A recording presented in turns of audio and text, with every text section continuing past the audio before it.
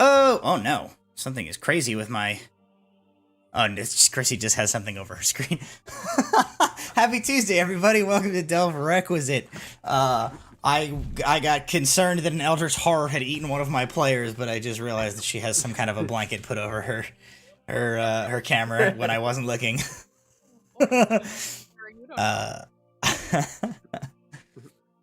Alrighty. Well, hey, welcome to another episode of Delve Requisite here on Proficiency Bonus. Before we begin, let's give a quick shout out to our sponsors, Little Dragon Corp and Cardboard Castle.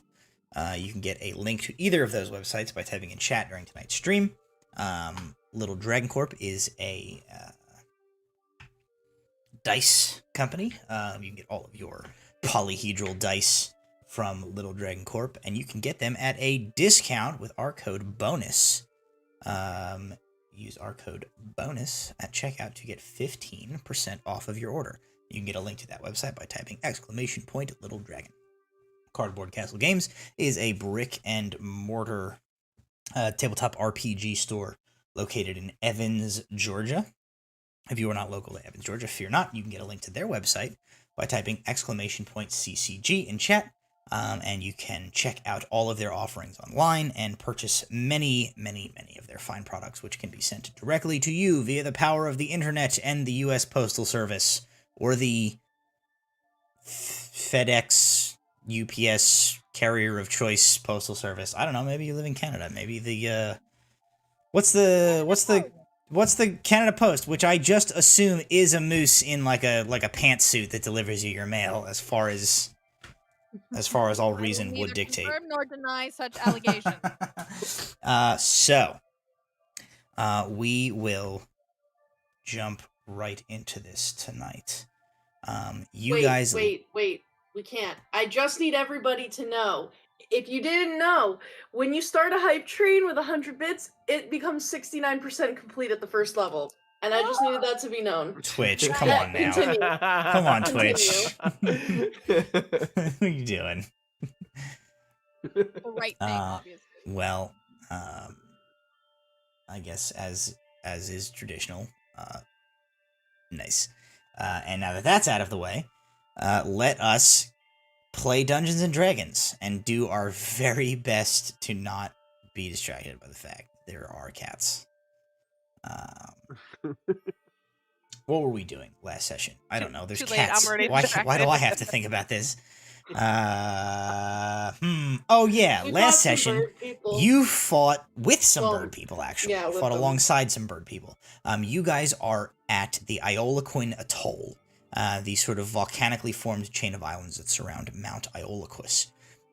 You had a sort of a series of events in which an Aarakocra landed on the Grimm's Folly after being sort of bamboozled by your guys' illusory smuggler's flag, which led to kind of a very confusing situation, where at first they thought you were perhaps an ally, then they thought you were Ignians because you're in an Ignian boat. You kind of talked the situation under control, only to have to fight off a detachment of shark people.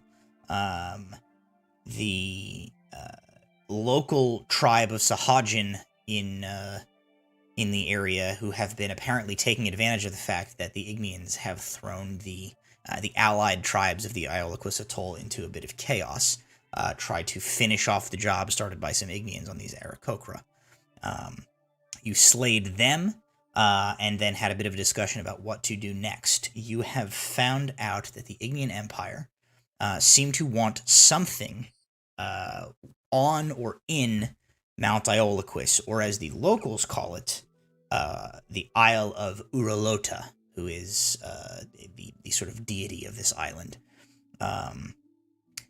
You have struck a deal with the Aarakocra to return to their village, and to sort of stage your approach towards Mount Iolaquis from there, as the Ignians are currently fighting against the defenders of the island itself, or a temple there, or something of that nature, trying to gain access to it while the local tribes try to fend them off.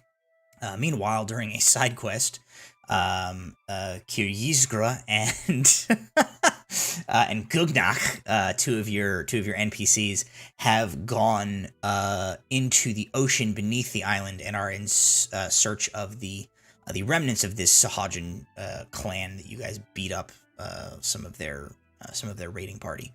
Two of our most guttural named NPCs. Yes, two of your gutturally named NPCs, Kiryizgra and Gugnach, have headed off with all of the phlegm musterable to speak in their respective languages to potentially subjugate something with the Sahajin here.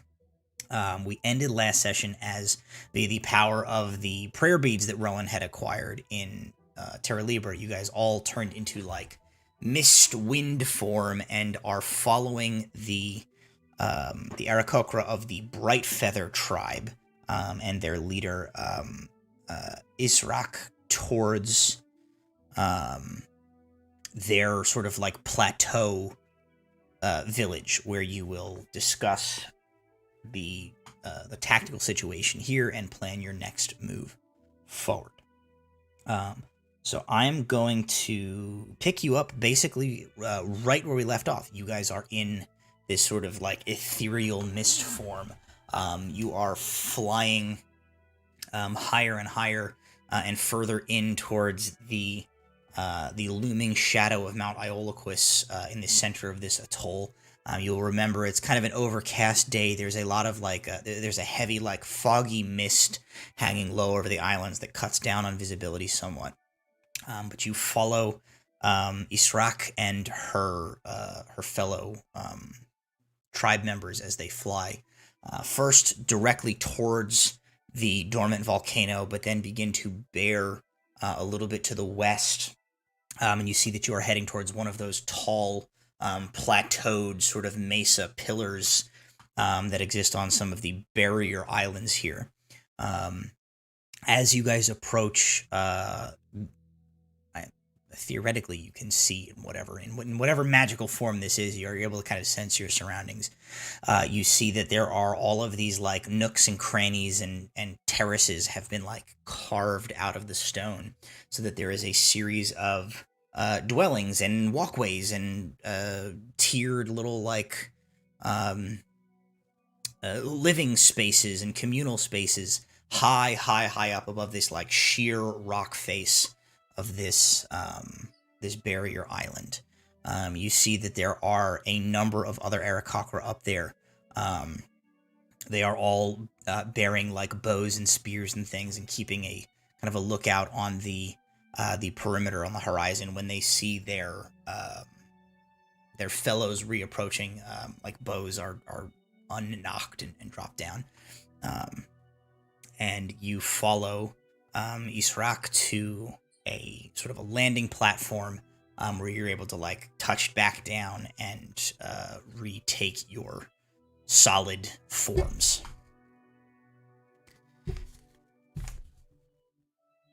There are.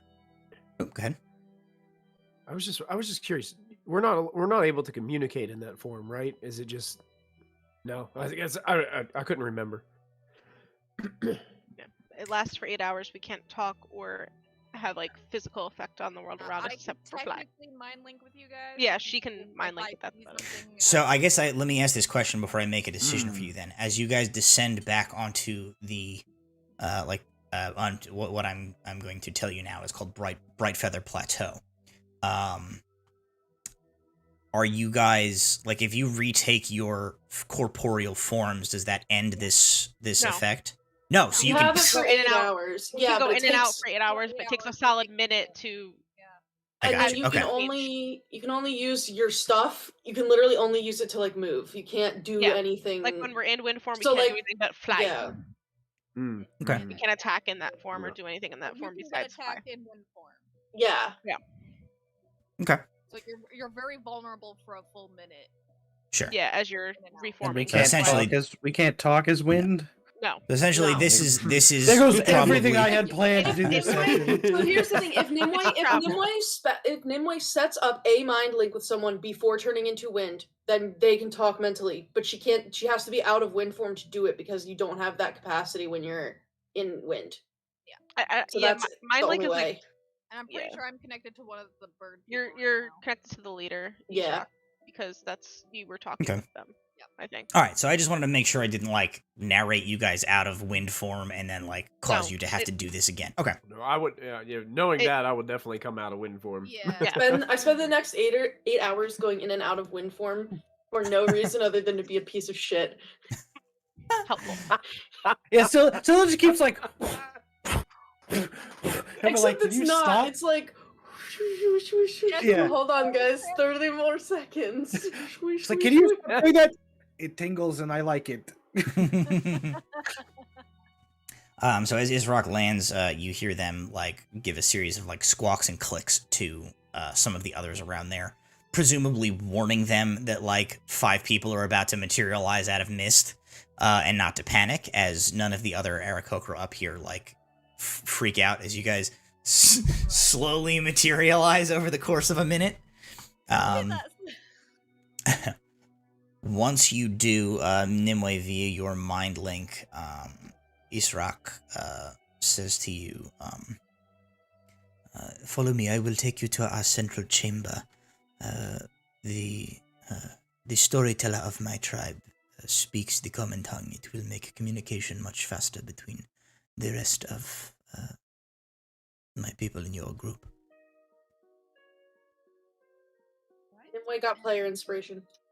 I Oh, cool. will Okay. relay that information to my party, as I've always done, so I don't have to copy paste.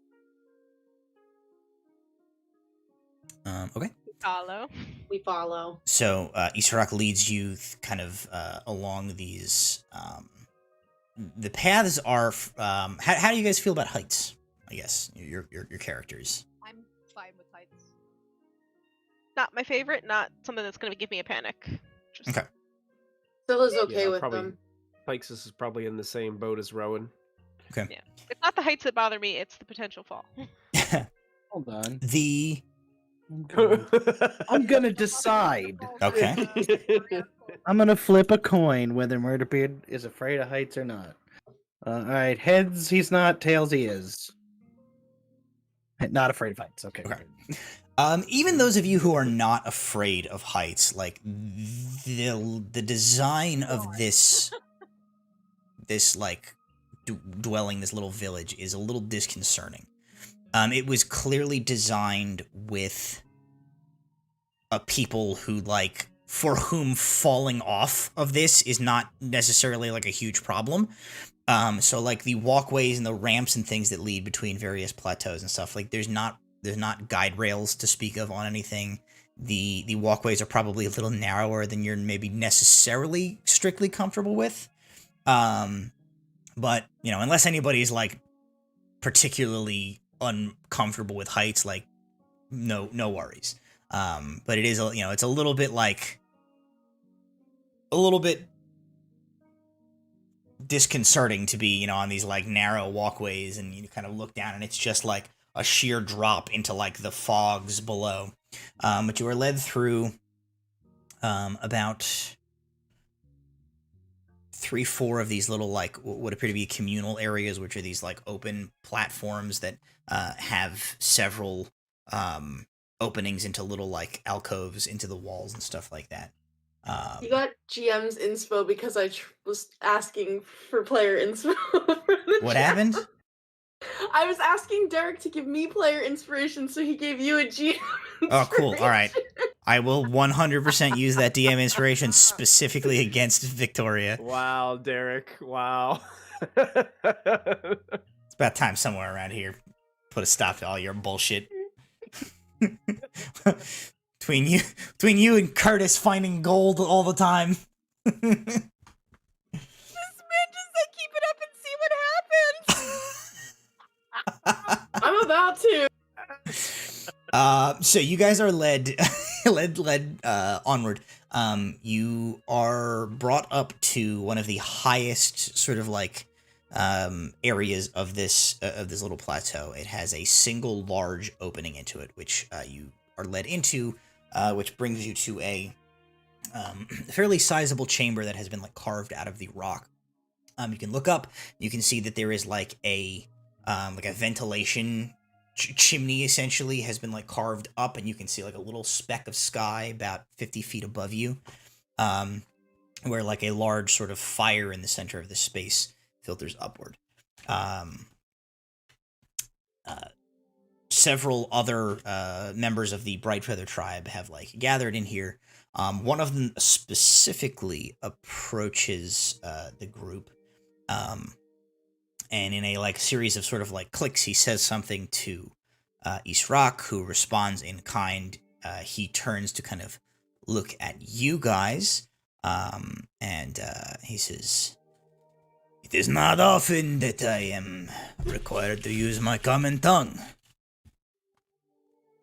What brings outsiders such as yourself to our village?"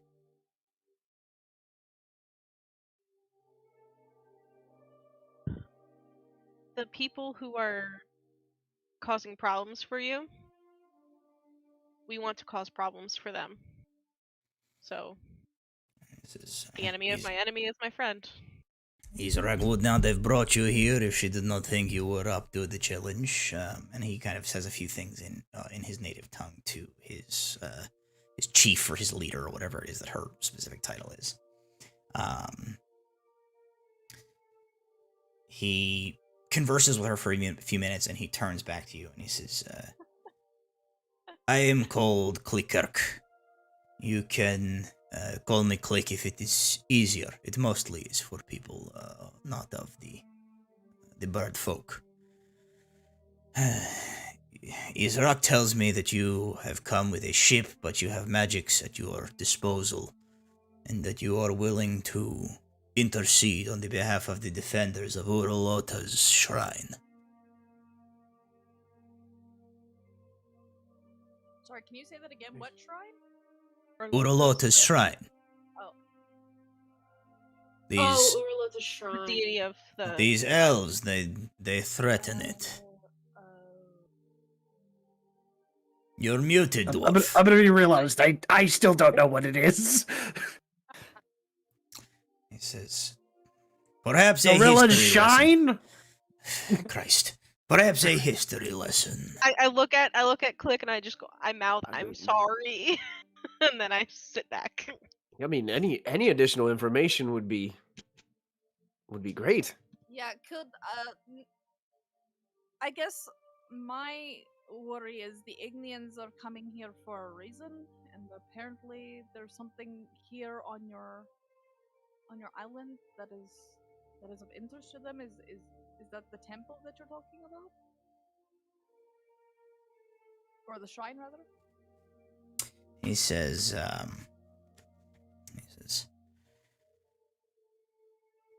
"As they are currently trying to beat down the doors that lead inside Urolota's shrine, I would assume that is the case." He says, "What they are after, I do not know. It is a sacred place that none of the tribes of this atoll have entered for many generations. It is an affront to the creation of the god to set foot within the grandeur of their work."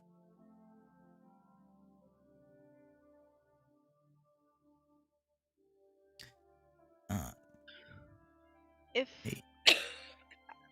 question on that, is defending it more important than not setting foot in it? Because I have a feeling we might have to potentially set foot in there, even if by accident, to stop them from doing what they want in there, and I don't want to affront any gods.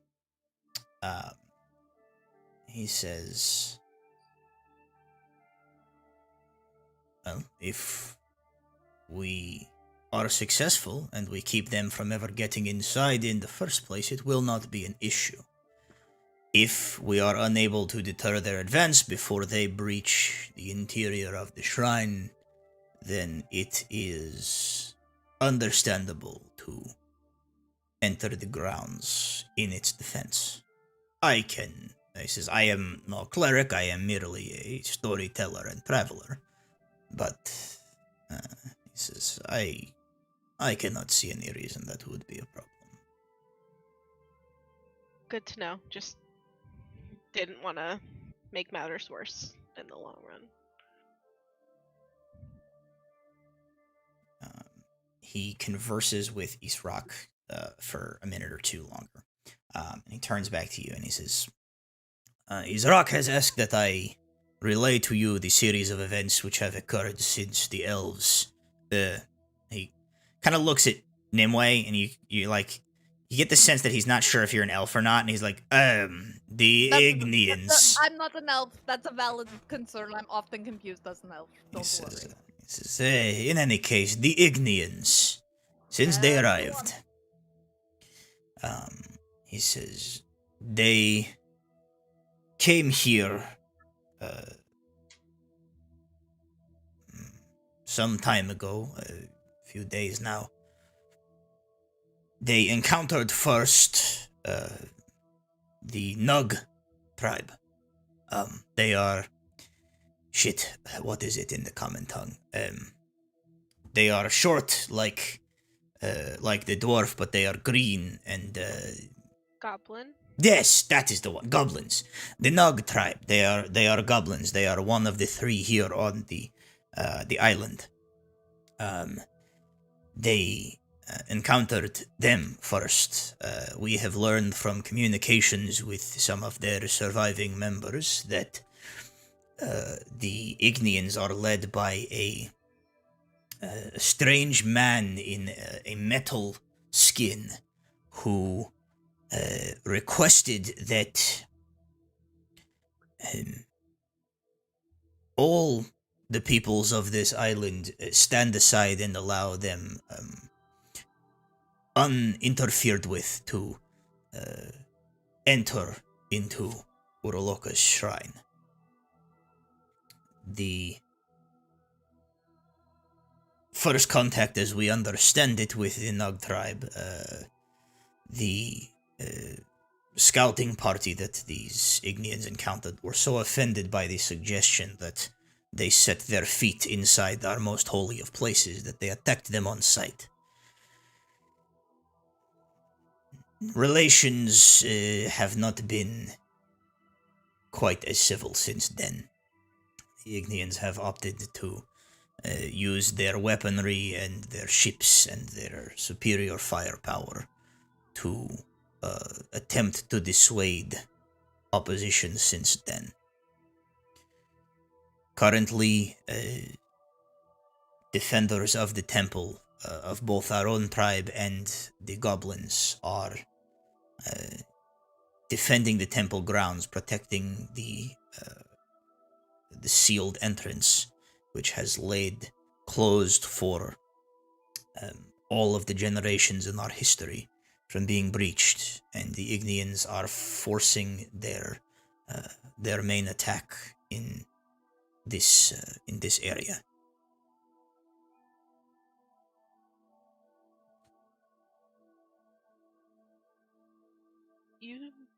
You said main attack.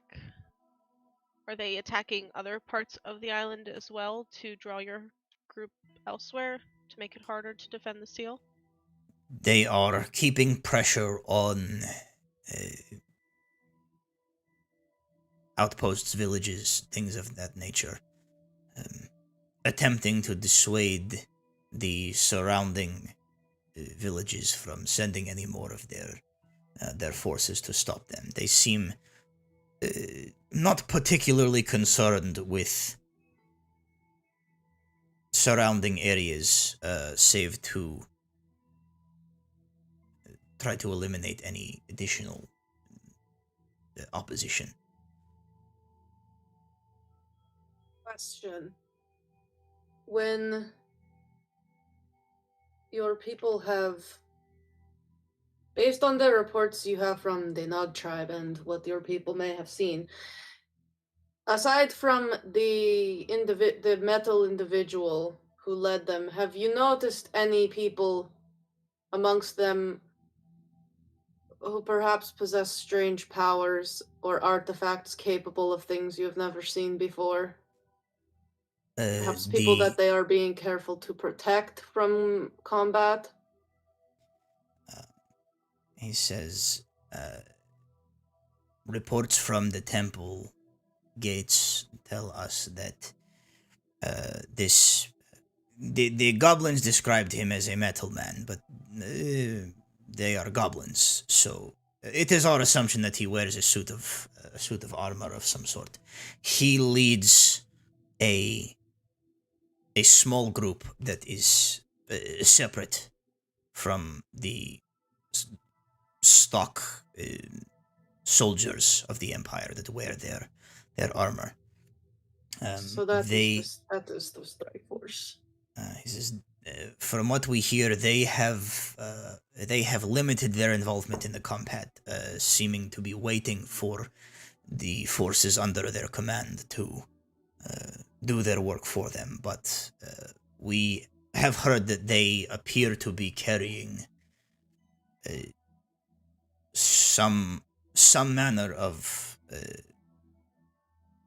what we are assuming are arcane devices of unknown purpose with them. Turn to the rest of the group. Well, we know which specific grouping of Ignians we need to go after now. I would be willing to bet all of the money that I don't have. Oh, hey, 10 gold I found on the ground. Thanks, chat. Also, yeah, you got a nat 20 because I continued to act up in the chat. Oh, I have a nat 20 in addition to my inspiration. Fuck around, you find out. I will continue to do that. I'm going to continue fucking around and finding out. Okay. So let it die. It's fine. Listen. It's fine. Say chat's bringing the heat tonight, man. They're not messing around. Derek's just being really sassy right now. He's being a sassy little bugger. I forget what I was saying. Oh yeah. That's the Strike Force. Yeah. I would be willing to bet all the money I don't have that is the Strike Force that Captain told us about. If they look different and they are led by someone in very notable armor. Yeah.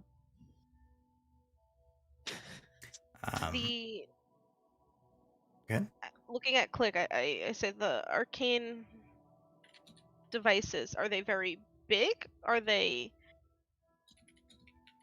What do you know of them, or do you know anything? Because if we can't necessarily stop them before they get in, if we can stop them from doing whatever they want to do in there, that's our next best bet to protect all of you and to protect the island. And if they need those devices, maybe we can relays that to Israk. I look at Thixis like doing this, like... Yeah, is it so devices there? Like, do you know how many there are? I mean, is this? Are they? I mean, is there a specific place that they're trying to take them, or take them in different directions? I mean, what is? He relays that to Israk. She, in turn, consults with several of the other Arakocra around here. Some of whom you see, you get the impression have returned here from combat. Some of them are kind of mussed up a little bit, dirty and slightly injured. As the the telephone chain goes back through gets back to Click, he then turns to relay to you, and he says the intel that the Brightfeather have is limited. What we know is that they have established a sort of beachhead at the upper tier of the outside of the shrine's entrance. They have brought a number of devices. He says, kind of puts a hand out to be sort of waist height. They are metal and possess and have crystalline structures on them. They are not activating them or doing them. They seem to be staging them there. He says Israk believes that they are intending to bring them inside the temple once they gain access through the shrine opening. DM, could Nimue do like a vibe check of like the general population around us? Like how are they taking in our presence here and like the information? Make an insight check.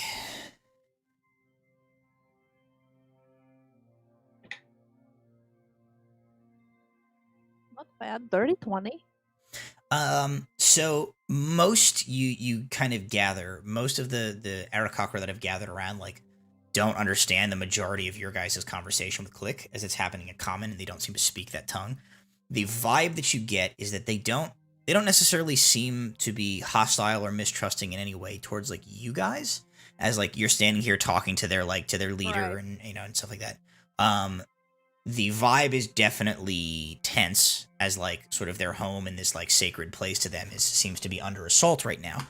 So it's definitely like a grim vibe. You don't get the sense that is directed towards you.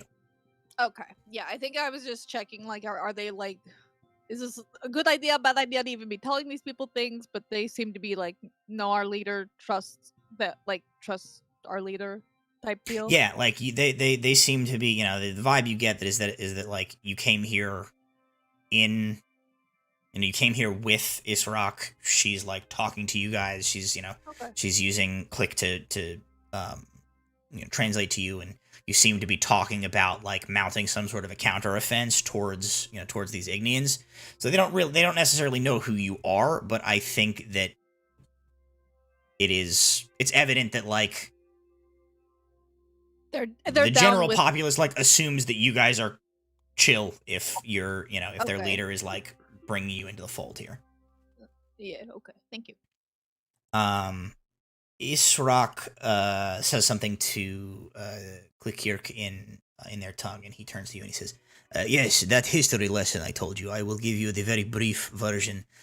Perhaps it will help you with your insight into the situation here.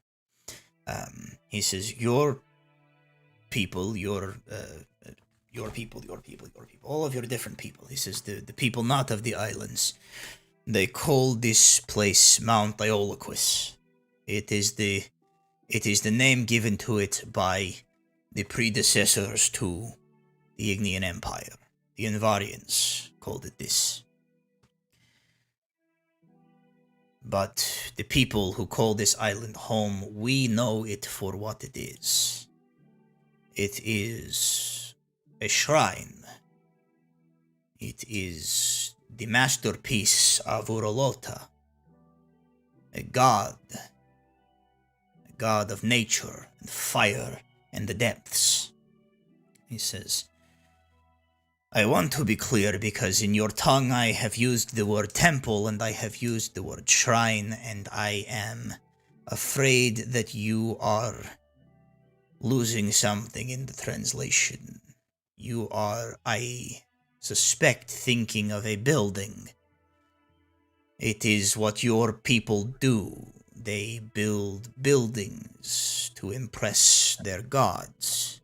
As if a building made of stone or sticks or timber could be worthy of a god's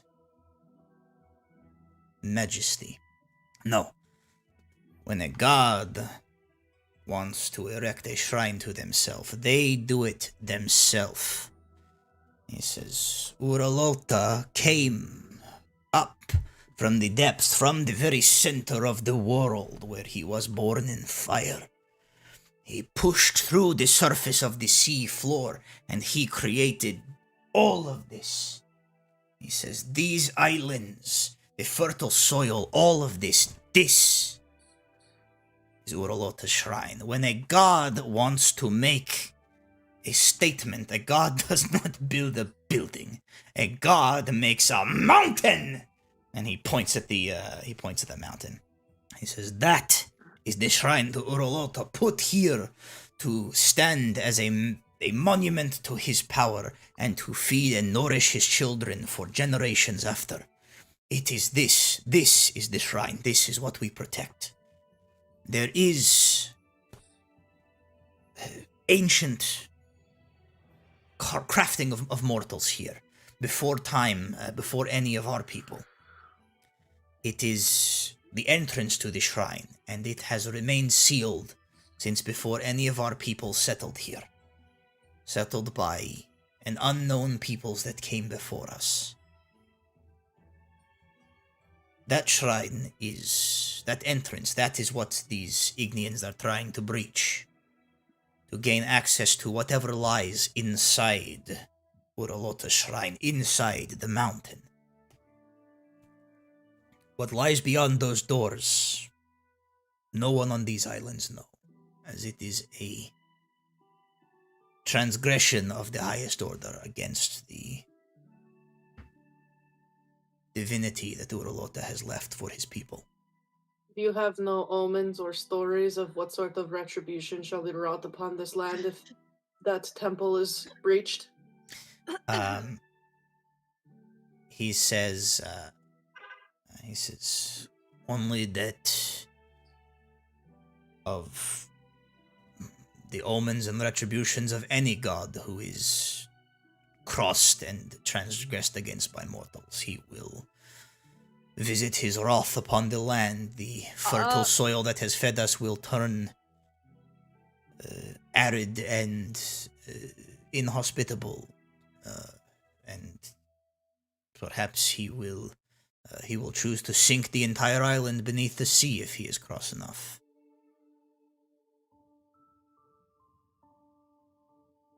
Lexus would probably whisper to Rowan off to the side and say, I've done a lot of reading, but I'm not too studied in religious texts. Do you know anything about this god that they're talking about? I was just trying to recall that, and I was literally just checking what my religion was. Michael, get out of my brain! You can make a religion check if you'd like. Ooh, dirty 20. Dirty 20? Dirty 20. With a dirty 20, you are fairly certain that this is not a deity.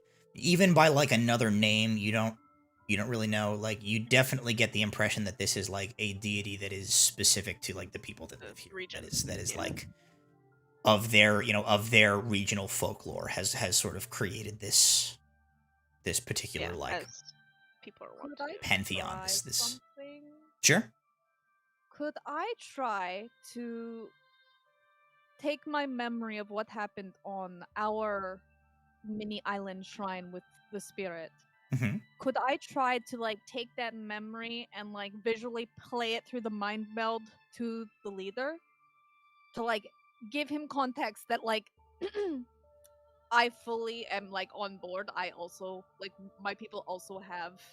Sure. Let's call I don't know if that... that's possible. Why don't you make a persuasion check, I guess? Oh god. Okay. Just to sort of, like, you're not necessarily trying to persuade anything as so much as you are trying to, like, convey something. Yeah. It's a 16 plus 0. I'm Okay. not persuasive. I'm a brat. That's all right. You sort of project this to Rock. They seem perplexed by.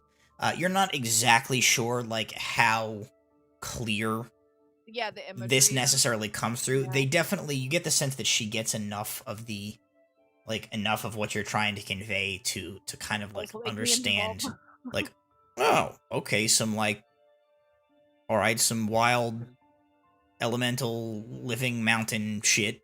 Okay. She exchanges a little bit of conversation with Kirk and some of the others. He eventually turns and kind of addresses you guys. And he says, what you have shown, Israk, is beyond anything that exists that any of our people have ever seen or that is But it reflected makes in me our think- stories. But Exactly. It makes me think that you might have, because it hasn't been opened, you haven't potentially seen yours. But it's concerning that the Ignians are now at both places, or have been at both places. this is to obtain such powers. It is certainly possible that the two are related, that they are searching for something that they either did not get or failed to get at the place which you have shown Israk, and perhaps they are looking here for it. All the more reason to try to prevent them from getting inside the island. And you said whatever gate, you said it's never been disturbed, like from before you came here, right? Since the Nug or the Brightfeather, or even we think, though they are less inclined to polite conversation, the Blood Scale have been here. We know that whatever exists inside has been sealed by those who came before, who built it. We know not who they are. So, we encountered the Blood Scale, and we saw what happened to some of the Nug tribe, and now we are here with the Brightfeather tribe. Are there any other tribes on the island that would be interested in assisting who are not already doing so? He says, the dynamics of our sort of power structure here are difficult to explain. There are probably a dozen or so each of varying size groups of Arakocra and goblin folk who live here on these islands. For simplicity's sake, Brightfeather and Nug are overarching branches that can be used to connect all of them, at least well enough for these purposes. The Brightfeather, the Arakocra, the Goblin, and the Sahajin are the three primary groups that make their home here on this island. We and the Goblins have long had a tradition of peaceful cohabitation and joint protection of Urolota's shrine. The Sahajin, as is their nature, are merely interested in the predator-prey relationship between themselves and any other thing that they can come across.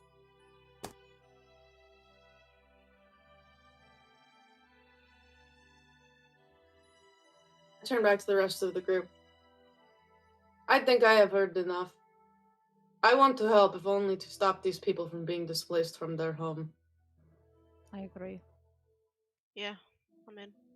And I'm interested in seeing what...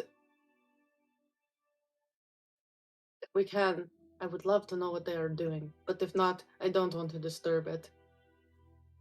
I want to help, but I want to specifically find out what these magical devices do.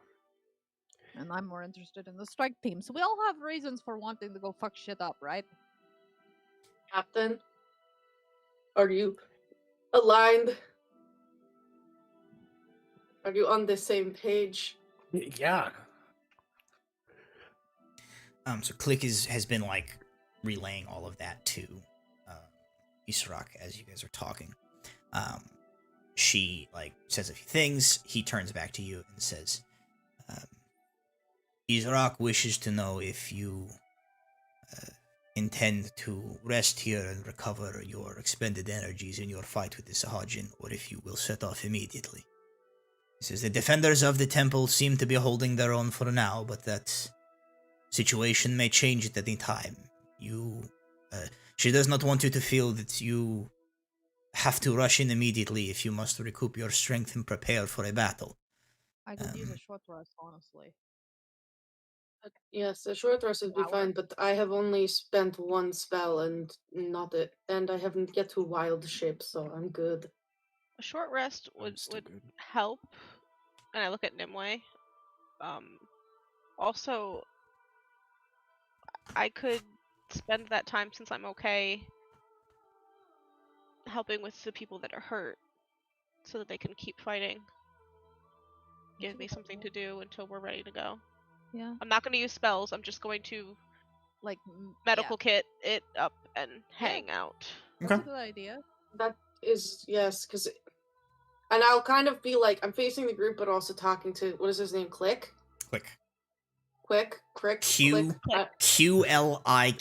Click. Okay. We should probably ourselves go after the strike force, but have as many available fighters, distracting the rest of the Ignians wherever they can, so that they cannot spare any resources should they be called to assist the strike team. He relays that to Israk. They converse for a few minutes, and what he relays back to you is he says, Israk promises that all able-bodied fighters of our people will assist.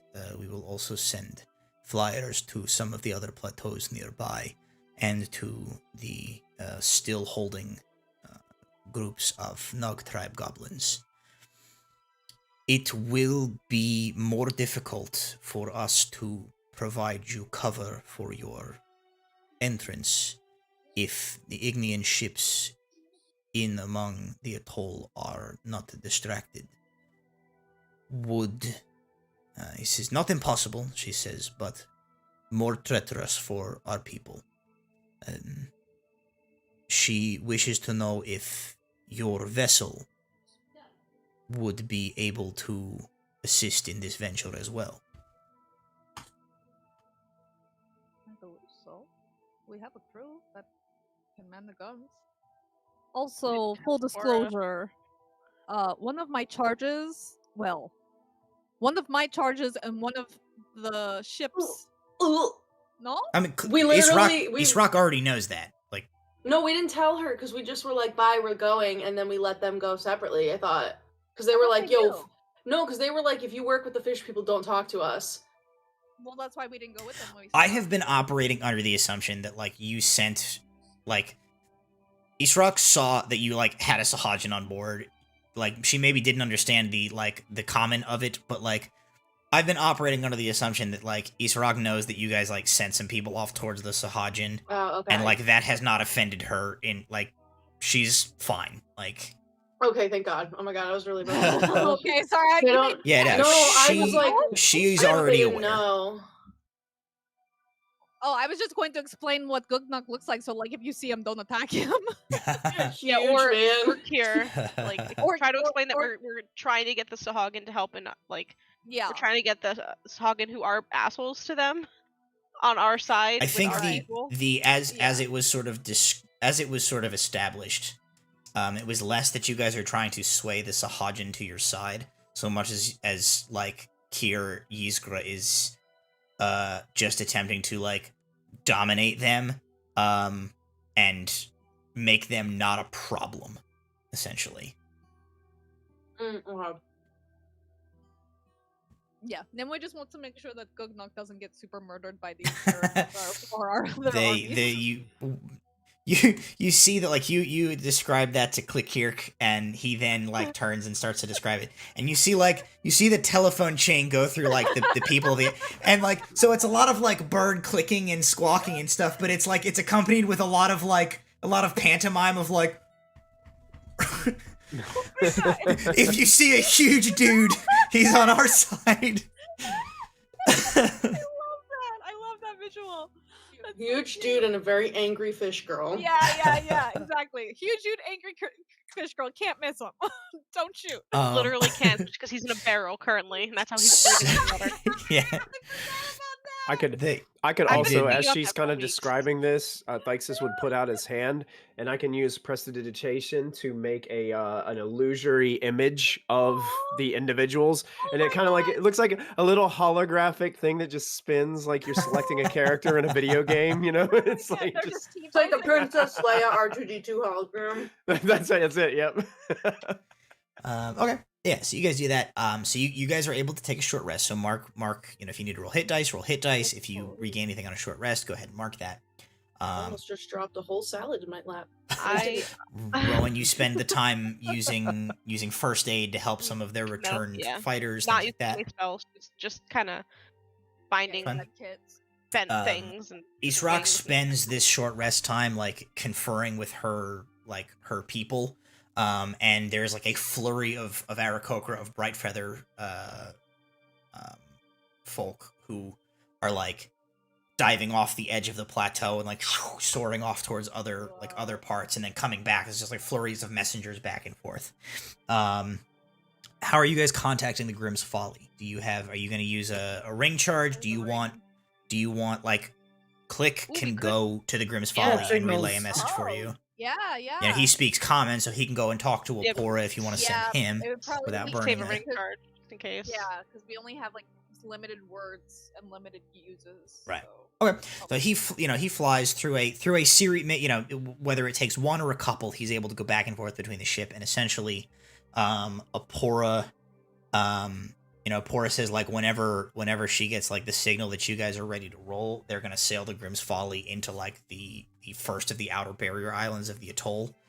The plan is, essentially, they don't want to necessarily sail in where they're gonna get stuck, but they want to sail into where they can like take some pot shots and kind of like scoot around. They're trying to like distract the Ignian ships who are currently just like bombarding the nearby villages and stuff like that to buy you guys the opening. Like, you guys are fine because you can fly in mist form. Like, right. You just have to worry about, you have to have the time to like reform back into people form in like an active combat zone safely. So the Grimm's Folly will distract the ships. The Aarakocra and whatever like Nug tribe goblins they can muster will like try and draw off the rest of the Ignian, distract whatever to buy you guys time to like fly down there and materialize back into like people form. If we don't, tactically speaking, if we don't want to risk the time to turn back, we could ask if some of the Aarakocra can just drop us in. Yes, so if you don't want to do mist form in, they actually not drop you, but they actually have a series of like gliders essentially that they can give you. Mist form is like more stealthy, right? Mist form is definitely more stealthy, but comes with a greater risk when you have to transform back. Yeah, which is my concern. Like, it's really best for just like traveling really far. Really it's fast. Not going to be so great combat-wise. Like, it was great to get all of us here faster, especially since they were a little hurt and banged up and needed to get back quickly. Yeah. And we needed to get here quickly, but I don't know how much I want to use it for combat, personally. A glider is obvious, but they're going to know we're there the second we start hitting them, so like... Right. Well, we could risk going wind form and find like somewhere stealthy to re-transform for a minute. Scout with it, yes. Yeah, or we do the glider thing and they're gonna see us coming. I think we should scout with it. Maybe one of us can go, or one of the Aarakocra who was wind-walked that knows the area can still go and scout to find a good place to stealthily transform. Here's to simplify this for you guys. Essentially, here's what you're looking at. You, like, if you don't want to do the mist form thing, you can do the gliders on your way in, which is more treacherous for you guys, as you are not as stealthy. Alternately, like, you can go in mist form, and the Aarakocra can provide distraction. Like, I'm not gonna make you, like, you will be able to, like, I'm not gonna interfere with you guys turning back into people form down there. The added risk of that approach is not to you necessarily so much as it is to the Brightfeather tribe. They're fine with it. Like, I mean, they're already fighting this prolonged battle, so like they just, will time their next like wave of attack to coincide with you guys going down. So that's sort of the trade-off you're looking at, is like, do you guys want to accept more risk on your approach, or do you want to offset that onto them to allow you guys to, like, get in there? The element of surprise has always benefited us, and in fact, in many cases of our success, I think that has been the only thing that's made our successes successes. Yeah, 98% of the time. It's the fact that nobody knew. Yeah. I really think that if we can be as stealthy as possible, we will have the highest chance of a resounding success. Yeah, that's fair. Great. I start. Captain Thyxus, what are you boys thinking? I mean, if we want to try stealth, we'll go stealth. Okay. Let's try it. Wind walk it in. And if that doesn't work out, we'll just stab a bunch of things. All right. So, At least while we're in windwalk form, I don't have to worry about my pants alerting anybody to our presence. It's true. Or Pants my, can't sweep or my when they're armor. I was going Yeah. to sneak up on the Ignians, but the dummies that clap on my ass cheeks alerted them. Click heads off to go signal the Grimm's Folly. Israk marshals her people, sends runners towards the nearby bands of other Brightfeather and goblin folk. And when they are ready, they kind of give you the signal, and you guys turn into wind again. And as you sort of turn into wind and begin to like mist off of the plateau, like about 24 Aarakocra like leap from the side of this plateau and extend their wings and take flight. So let me do not that. Let me do this.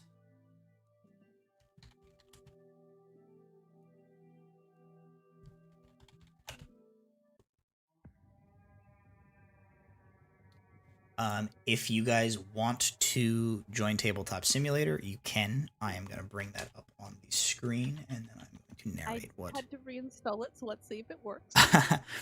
You don't have to. It's about to be on screen behind me if you if you'd like. Otherwise, it is available. If somebody who does get in and wants to share, like, I'm not going to get super hardcore about like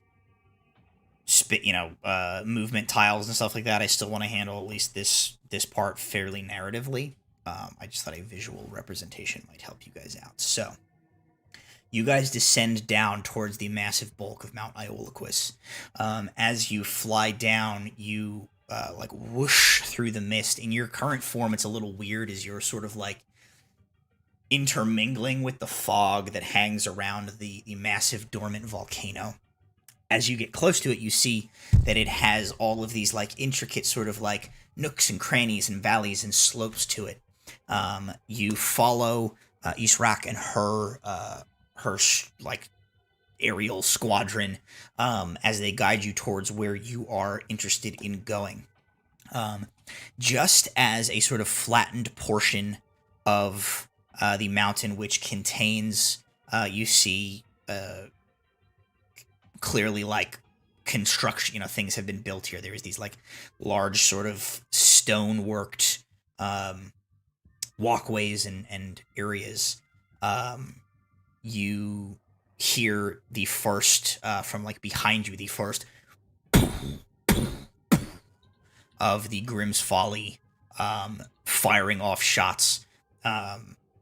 You hear a couple of like splashes, like a crack of rock, but you hear one distinctive like wooden crunch as at least one of those cannons hits something vital on an Ignian ship. There is a few seconds of pause, and then a significant amount of cannon fire returns. You begin to see the masts of the Ignian ships come into visibility through the fog as you guys descend lower, and you can see that there is a kind of an open area between two of these barrier islands, innermost to Mount Iolaquis before the island itself. There is definitely a beachhead which has been established, where there are like Ignian soldiers milling around and moving equipment, but they have clearly moved up a winding mountain pathway that leads up to where you had seen that like flattened out area that you are taking to be the outside of the shrine. Ignian soldiers are, as you watch, are currently moving up. The Ignian ships, you see some of them begin to move. There's 5 or 6 like moored in this area. Several of them begin to like raise anchor and move off in response to the Grimm's Folly. Seems that your vessel has their attention for now. The Aarakocra, you see like swoop down and begin to like fire arrows at the Ignians who are on this beachhead, heading up, kind of drawing their attention and halting the steady progression of reinforcements toward this plateau. you can see as you descend down several other groups of Brightfeather Aarakocra are like coming in from the left and the right of this this plateau, where you can now see that there is a sort of a winding down battle taking place. There were definitely defenders like holding this high ground who have very recently like lost control of it. So there are Ignian soldiers like sweeping up through here. You see a lot of bodies on the ground. Some of them Ignian, some of them Aarakocra, some of them Goblin.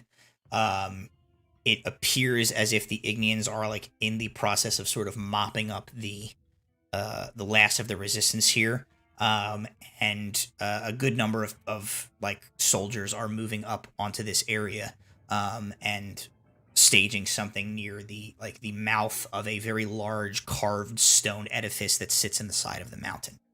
As you guys descend down, you find a spot in the shade of a large tree where you can land as your allies continue to like swoop down from above, harrying the Ignian forces, drawing their attention. So you guys are able to take your minute to like regain your form in this sort of like little hidden alcove here, just at the top of like where that mountain pass leads up here. You know right now you are clear, but you know that there are Ignians coming up from like what is essentially behind you now. Just as soon as they're currently being delayed by Israk distracting them, but you cannot stay here for long. So this is kind of where you land. There is a pile of dead goblins like kind of at your feet in this area here. I should minimize myself. Which ones are us? We the ones by the entrance, or we in the circle? Do you not see all of your pictures on? Over here. Come find us. We're on the other side of the map. Over here. Everybody's hands was doodling over there. I did the same thing. I was totally lost. I'm like, I was like, oh, everybody's over here. I'm gonna zoom down to the corner here so that I'm not in the way of the map. So this is where you guys land. Like I said, so there's if you kind of look around the area, you see there's some Ignian soldiers kind of over this direction. Over here, you see there's some Ignian soldiers who have rounded up a group of goblins who seem to have surrendered. And then up that way, if you kind of look over your guys's, shoulders here, that massive stone edifice is what leads into the mountain. There is like a huge stone frog. Like, big Jesus Christ. I can't get my camera to control itself. It is sort of like a lizard looking person, like a humanoid lizard figure etched into this mountain. And there is a large group of individuals gathered over there, though they're a little bit far for you to be able to necessarily make out exactly, what they look like from here. So all of the groups that we can see, well, okay, so we can't really see what they've got going on over there, but these ones that are near us, they like are they like basically right up against a group of surrendered goblins? So like to your guys' right down this pathway here. Yeah, near this little. There's a couple of guys here that are just sort of like patrolling and mopping up. Further beyond them, you can see a guy who has a group of surrendered goblins. Up ahead of you that way, you can see that there is another couple of Ignians up here that seem to be just like they've kind of secured this area, and now they're starting to like patrol. What in the what just happened? It all just turned red. Hold on. Did you just paint bucket the entire terrain? Yeah, I was changing the color of my little token, and it apparently changed the entire terrain. Why I have the power to do that, I don't know. Why would you do that? Okay, I fixed it. And then the earth turned blood red. Yeah. And then we all went back to Windwalk and said, bye. Okay. So what are you guys doing? Keep in mind, you do not have much time. You have to move from here. I think we're trying to be like a little stealthy, right? Mm-hmm. Nimue, what is the range at which you can connect with someone's mind? I just need to be able to see them. So could you mentally connect to those goblins over there? In theory. Because I could hit all of those people. Okay, what do you want me to tell them? Which people are you looking at? Because keep in mind, I go on screen. The biggest singular group. Okay, I want to cast. right, the goblin. So to your right, Once there we are 2 decide that Ignian soldiers here. Yeah. There are 2 There's one Ignian dude soldiers here, and one here. dude here. There are 4 Ignian soldiers here, and then some goblins here. Okay. Anyway, tell them you're your god and that you demand Ignian blood. Oh my god. Basically, yeah, like once we're ready to attack, I can literally just tidal wave and hit these people, and it can be a 30-foot line. I just want to like the goblins are right there. So what I'm getting at is that like if we can mentally communicate with them to be like fucking run. What is the range on tidal wave? Because these dudes are like 120 feet. Yeah, I was gonna say these dudes are like 200 feet away from you. Okay. Then yeah, and keeping in mind, like you're hidden in these trees here, but like as soon as you move into one of these directions, like they're gonna see us. You're gonna have to, you can either be stealthy, you can whatever, like, but like your cover ends as soon as you leave this area. Yeah. Oh man, guys, I'm like I have choice paralysis. There's so many things I can do. Look at James Gandolfini over here. Yeah, it's me. It's just the way that it's like. It's like through the table. The way that it works out, it's like it's in this little ravine over here. Yeah. I think I'm in here too. I'm in this little bush. There's somebody over there. There's probably somebody over here. Anyway, all right. What are you guys doing? You have like 30 seconds to make a decision. That's the Gandolfini ravine. That's the official. Yeah. In-world title. Okay, so I think do we want to make the long way around, basically go across this small little rectangle, clear those dudes out, and then curve up around the left and get to the main group, or do we want to go straight for this big door thing with all these people? I want to stop them from getting in that temple. Yeah. Like. Okay, so then we go left. Yeah. We go this way. Sneak on by. Yeah, we need to sneak and get to the big door thing with the people. Okay, so you're heading this way. Yeah. Technically. All right. Yes. All right, you guys because can the temple is like this thing, and we don't know what the little. Well, we're assuming it's the big thing. Oh, this. I see. Yeah. I didn't even see that. Giant, frog wall. Okay, I see. I thought I was distracted by this structure over here. No, this over here is clearly the thing that these guys are trying to get into. Like this is the opening. Okay. Yeah, I want. And there's like a bunch of dudes here. Yeah, we need to see what they're doing because we can't see what they're doing at this distance. Yeah. Yeah. So we need to stealth over there. As much as we can, or just I don't. All right. Think well, you guys all, everybody. Hold on. Here's the thing. I'm gonna cast Pass Without a Trace. I take ashes of a burned leaf and I scatter it on the ground before us, and it clings to everybody's feet. Oh. And now you have a +10 to your stealth. Cool. Oh, okay. Very helpful. I'll take that. All right. Well, you're all in here, right? So you guys can all control your own tokens. I'm not gonna worry. So go ahead and go for it. Kind of tell me what you're doing, show me where you're moving. We'll go from there. Okay. What's my stealth? What happens if even with the pass without a trace, I still roll the 1? You fail. Okay, so we'll remember that. How's everybody else doing? To roll a stealth check yet? Did he? That's what we were doing. 29. He had not demanded it yet. I had not demanded it yet, but you did roll a 1. Yeah, I mean it's an 11, but it's a 1. Wait, you don't have a stealth modifier? You're a rogue? Well, I mean it's a 13, but it's still it's still a crit fail. A crit fail. Okay. So you guys have stated you are sneaking this way, essentially. Yeah. So, bearing in mind there are these 2 guys here, right? They are like currently patrolling. Yeah. So the idea basically here is run up on these boys while they're this is Hitman style, right? Like you wait till the part of their path that leads them facing away from you, and then like sprint. And then sprint. Okay. Hold on, I'm gonna go back and I'm gonna change into this guy's clothing. 37 stealth, you guys. Oh, okay. So we are rolling stealth. Go ahead, go ahead and roll stealth. You guys told me you wanted to sneak up. Anyway, 100% roll. Where do we trips on one of those bodies? Isn't that funny? It's like, oh, fuck. Thanks has got an 18. Okay. Got a 23. I got a 23 as well. All right, Thank God so for pass knowledge base. here's what we're gonna do. How do you guys handle? Let's assume we'll handle Murderbeard in a second. The rest of you, we're gonna state that you successfully managed to get the drop on these two guys. They're both like facing this way when you guys like get up to the tree, and then they start to walk that way, and then you make your break for it and are like charging them. What are you doing? How are you dealing with these guys? I am going to shoot my bow and arrow as I jump towards them. Okay. I think seeing Nimue with her bow out as we're like approaching, I'm gonna wait for her to get her shots off, and then I'm going to charge in with Shikai out.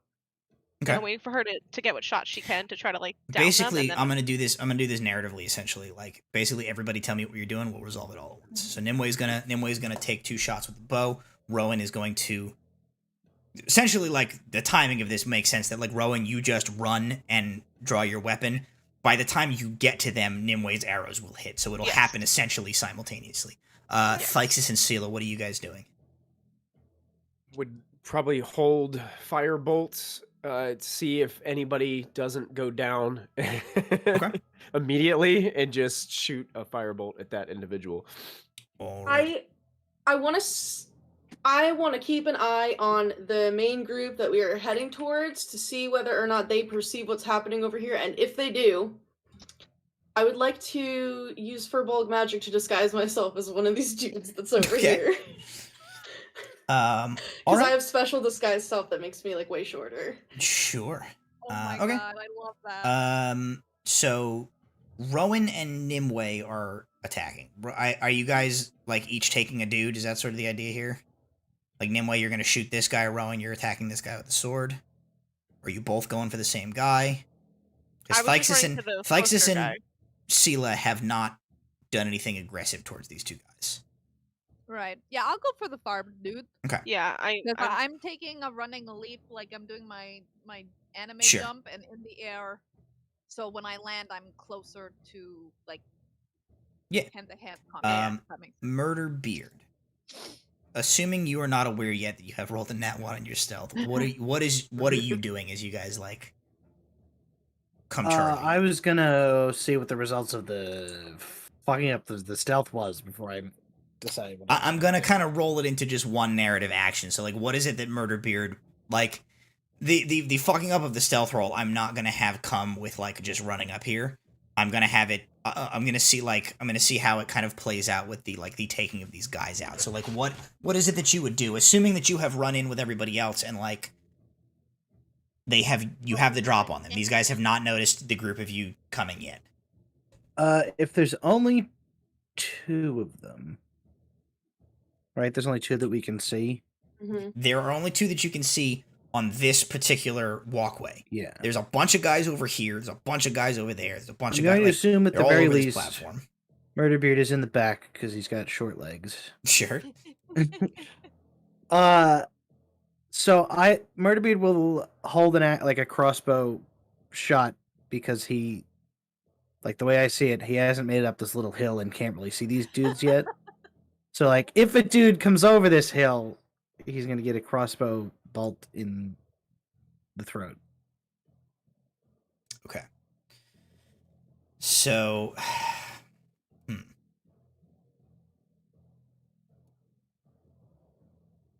like I imagine like knocking an arrow. So like if you want the failed stealth check to be like that, it's like accidentally fires off an arrow while trying to do that. It's whatever. Yeah, I was trying to give you an opportunity to have your failed stealth roll not be something that makes Murderbeard look like a dipshit. I accepted, but the non-action is kind of leaving me no choice. Okay, so here's how it goes then. So you guys kind of move up behind the tree. You watch. You wait till they turn their backs and head that way, and then you all take off running. Rowan immediately breaks out into the front. She does that anime thing where she thumbs the sword 2 inches out of the scabbard and begins to run with it.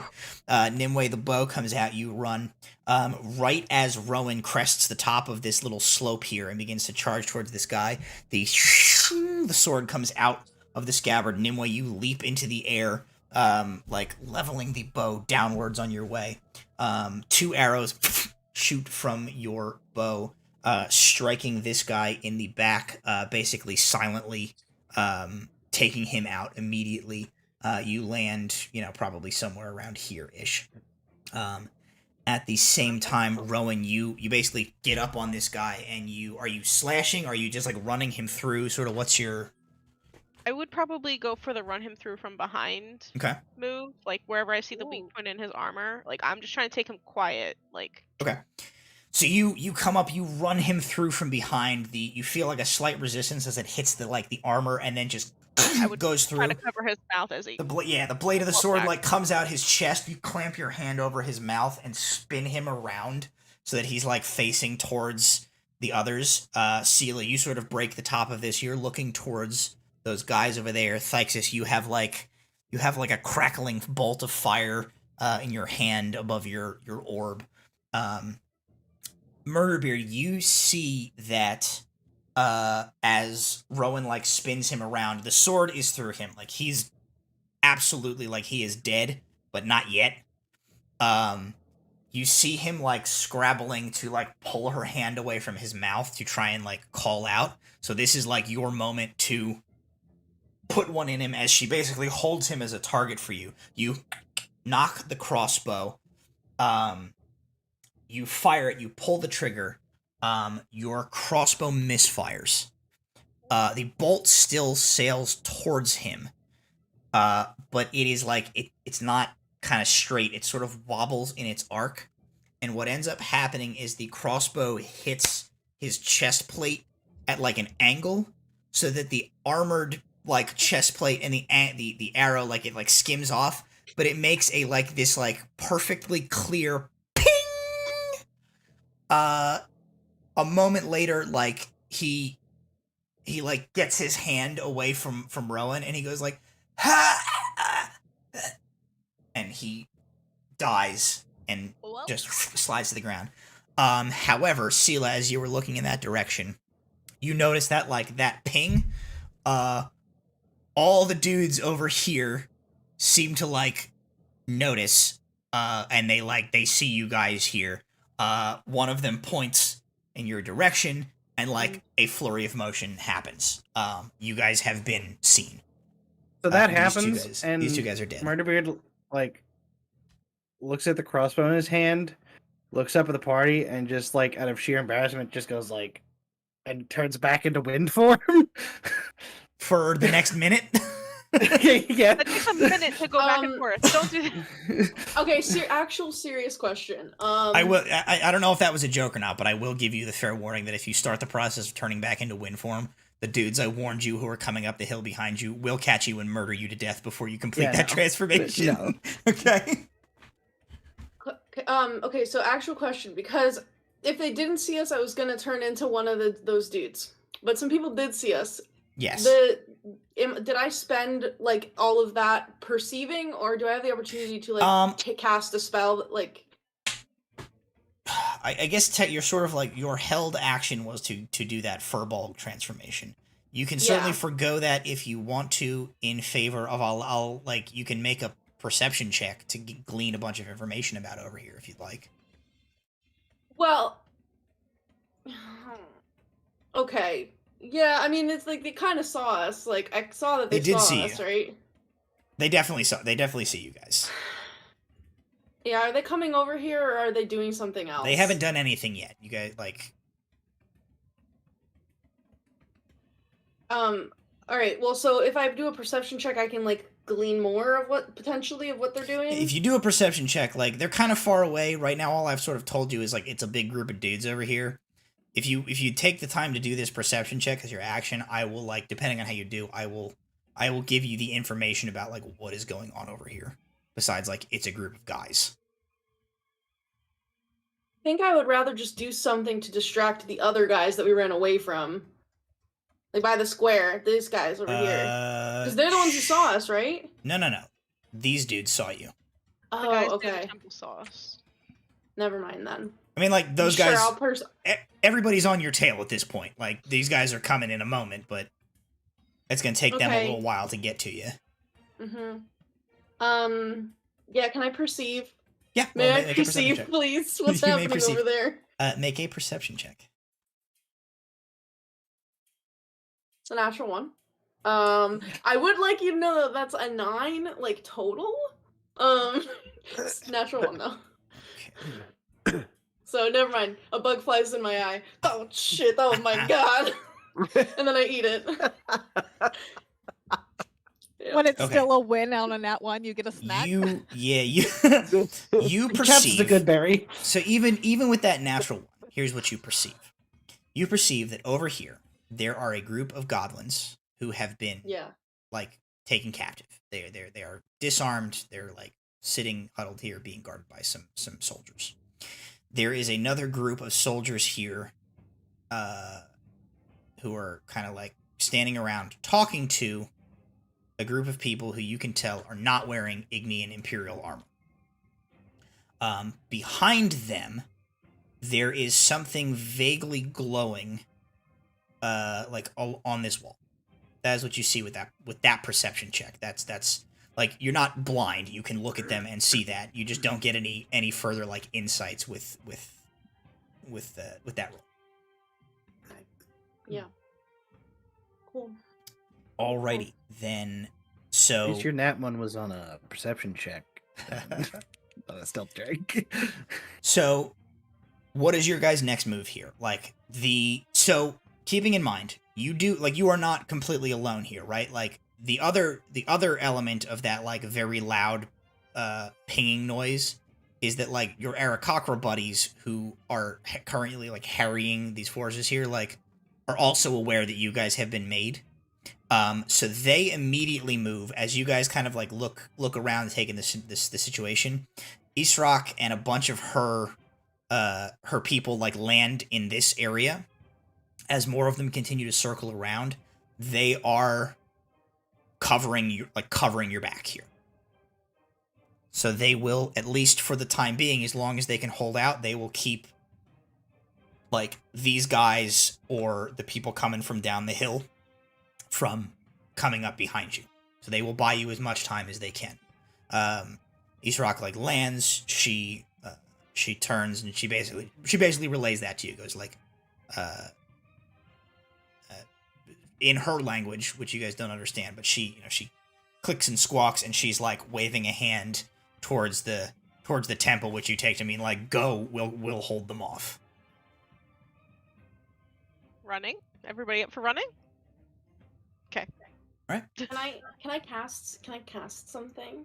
You can. So we'll continue to handle this a little narratively. So like the next sort of action here will be like you guys continuing to run. Sealy, you can kind of start to do your spell. You can do your spell here, and then like these guys will simultaneously do whatever they're gonna do. So go ahead. So you guys can start moving your tokens. I would go as far as like this corner in this turn. Which one? Like this one here? Yeah, like head up like as far as here. Oh, well, if I'm using my action, I'm not dashing, so I'm probably further behind, right? I'm not too worried about that. Like you're maybe a little bit further behind, but like, go ahead. I'll put myself back there. I'm getting ready to jump to get over there for my next part. But, yeah. Wow.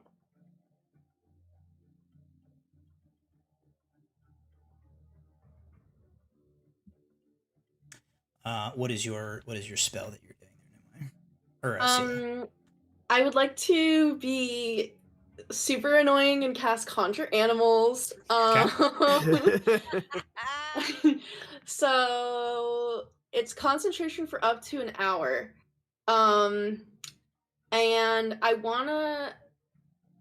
Okay, last time we did this, you let me pick the animal, but like it does say you technically choose an option of like however many animals at a corresponding CR. Sure. So I don't know. Do you want to do that, or do you want me to tell you what I'm trying to summon? What are you trying to summon? We'll go from there. I would like to summon at CR1 2 giant vultures. Okay. But some other CR1 things are brown bears, dire wolves, giant eagles, giant hyenas, giant octopi, giant spiders, giant toads, lions, and tigers. I swear I to get God, 2 of them. If we get 2 giant octopi in the middle of this forest, Hey, they have a walking speed. They have a walking speed. Okay, they'd make it there eventually. but can they breathe on land? Yeah. Yeah. They can hold their breath out of water for 1 hour. So the entirety of the spell, they would be fine. All right, I'm kind of hoping for that now. I want to see the chaos of these. I mean, no, I really hope I don't giant get that. But coming up. I wanted the giant vultures because they have pack tactics, and I wanted them to go over and help the Aarakocras at the other area that we're not going to. So here's kind of what happens as this takes place. This group of people here breaks off and moves towards this entry.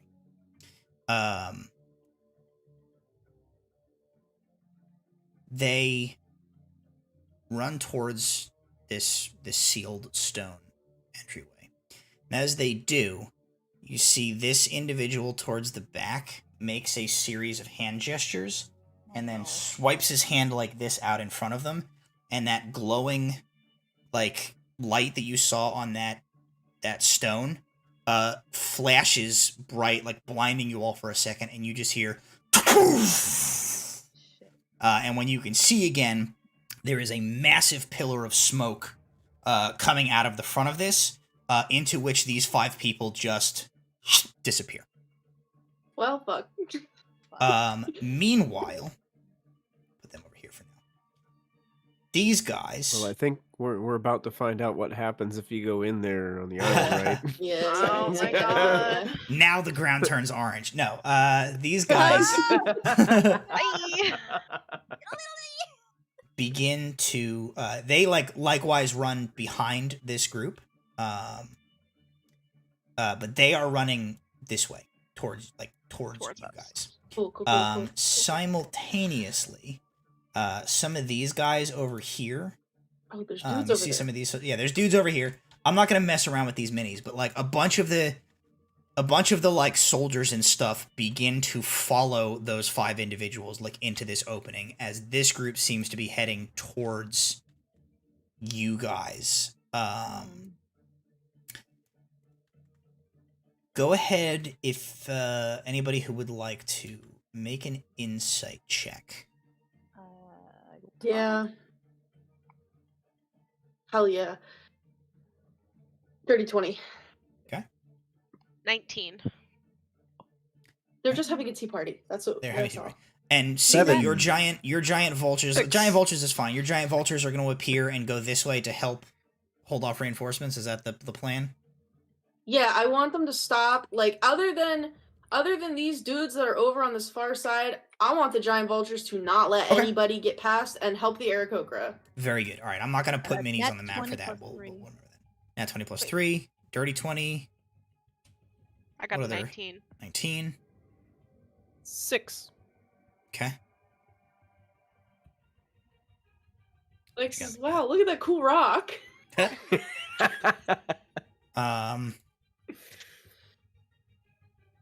didn't hear Macbeth's, but I'll start for all the other ones. It was a 7. 7. Oh, 7. Okay. So Thixus and Murderbeard, you guys don't notice anything necessarily. Captain, look at this rock. Oh, that's a dope ass rock.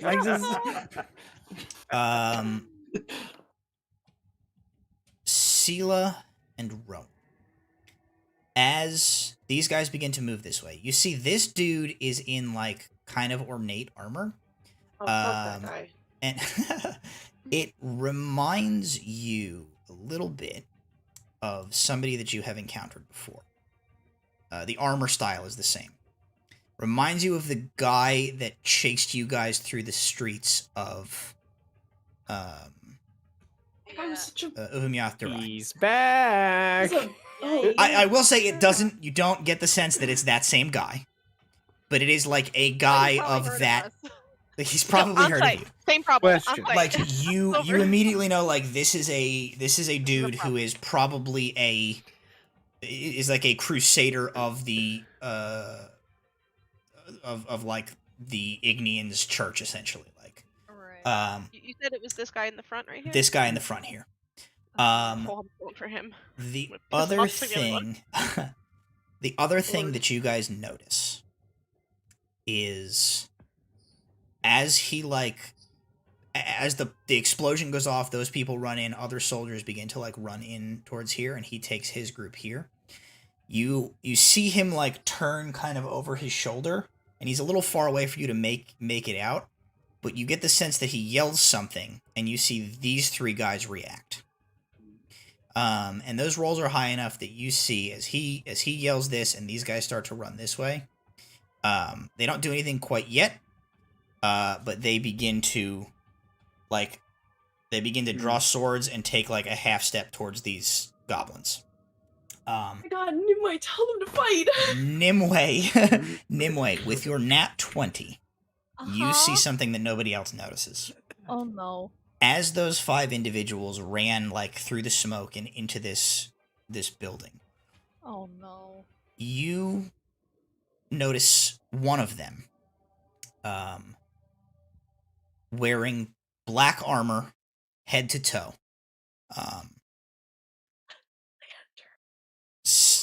Kind of stops for a second to sort of survey the scene before running in with the others. And he looks in the direction of like your group. As you guys are like running up, and you see him go like this under his like featureless black helmet. He goes and then turns and runs into the mountain. That is what you guys see at this point. Let's roll initiative. Matthew! No, Question. I'm literally gonna Question. Who's asking a question?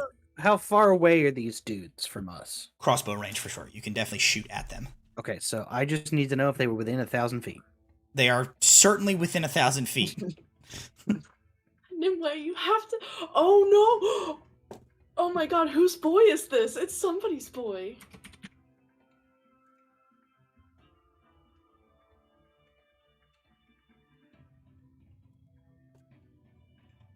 I'm freaking out. Anyone else's stomach hurt? Just a vibe check right now. I don't like that I don't know who that is. It's literally, there's like 2 people that it could be. Yeah. That we know of. For all we know, it's friggin'. If it's anybody else, they can get fucked. Okay? What if it's like his dad? We don't know. Then I'll do things to him. I'll do things to him. We kidnapped him immediately. It could just be a complete curveball. We don't know. Oh my god. Righty. That's my... Plot twist: Thysis' dad also wears leather pants. Yeah. Only leather pants. His dad is actually just fully in a gimp suit. It wasn't to fit in with the pirates. It was to match his dad. Yeah. No, his Like, dad literally walks around in a gimp suit. Holy shit! What are your initiatives? 11. Thysis' dad is just a sentient pair of pants. 19. 14. No, we don't want to fight, so we're 22. Oh shit. Actually rolled good for once in the session. After you is the only one in here. 1. 1. You don't have a modifier? Oh, we're taking turns. With the I don't have a fellas. modifier to initiative. All right, Murderbeard, you are up first. Okay. I am going to use my action to summon Hamlet, Okay. and I am going to essentially try and send him in there for recon. In there. Yeah. Is that what you needed to know about the 1,000 feet for? Yes. Okay, keep in mind. You can certainly do this. Just I want you to fully understand the scenario, because it's not 100% accurate represented by this. There are currently like a bunch of soldiers running from around this side in here. So it's not like that's just like an unguarded entryway right now. Like there's actively more dudes following those first 5 in there. So, That's fine. You I'm can just do trying it. to get I'm close. gonna make you make a stealth check for Hamlet to see if he can appear and then get in there unseen. And we did also, I think we have determined that he can fly. Is that correct? Determined that He he's a flying monkey? can be a flying monkey. I absolutely will not allow your psychotic pirate ship wing Thank modifications to him, because Thank this you, is Matt. this is not a crime that we're committing. Thank you, Matt, for stopping a war crime this evening. Oh, yeah. Yeah, I'm the war crimes. still has a lust for blood, make and I wanted a- cool monkey wings. Make a stealth It's check not for cool monkey Hamlet. wings. It's disturbing. This man was like, "Hey, I know we're like kind of customizing reflavoring my familiar to make it like thematic and like it's a flying monkey or whatever. Hey, but what if it was also an abomination to God and science and was part pirate ship? What if my familiar was part boat? What if his wings were like ship masts with sails? Which is an 'Cause I think it's abomination. cool. Which is an abomination. You know what? You're all abominations. Ship And you love us. masts At with least sails, we can not recognize that. not typically a Darwinian modification found in nature on any creatures. Roll a stealth check for Hamlet as he appears.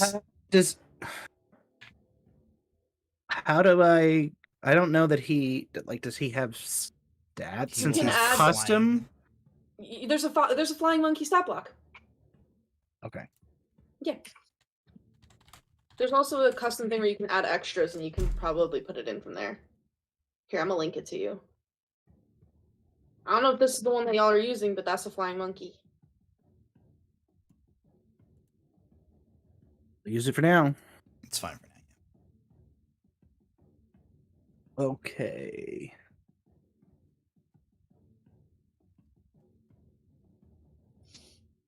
So it looks like it's just a straight roll for him.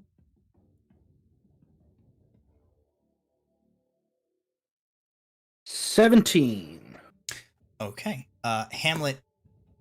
Right? Like he's not adding a proficiency bonus or anything, right? That's fine. Straight roll is fine. He materializes the sort of like still settling smoke and dust from the explosion that blew open this door kind of covers his appearance, and he darts into the opening. I'm essentially hoping because he's just like a flying thing, nobody's going to pay attention to him and just think he's a bird. All right. Nimai, that brings us to you. Okay. How far are the dudes on the goblins from Let's me? call him like 100 feet. Pretty sure I can hit it from there. 150. Okay. 150 to 600 is my longbow. Yes. Okay. So I can hit. Yeah. Okay. Which one is seems to be the immediate action takers of the middle? Or are they all going at once? They pretty much. It seems like they have been issued an order to go to kill these, so they are all sort of stepping forward. Oh boy. All right. I will go for the middle boy first, and hopefully that gets the other two's attention. Okay, roll the hit. 16 to hit. That hits. Oh shit. Okay. Roll damage.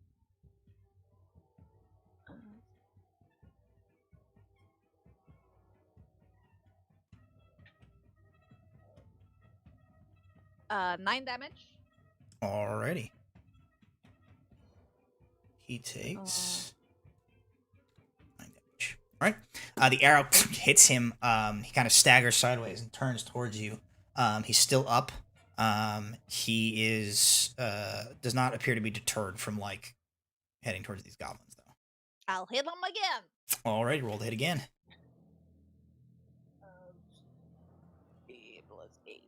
21.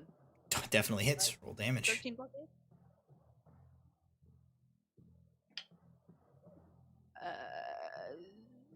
11 points of damage.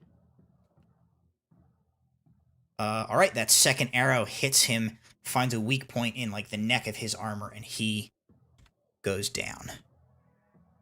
Cool.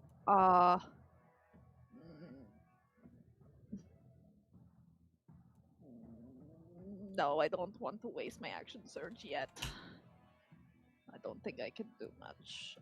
Could I use a bonus action to mentally connect to one of these dudes and tell them to either fight or run? Yeah. Yeah, I will do that. And I will start moving this way. Alrighty.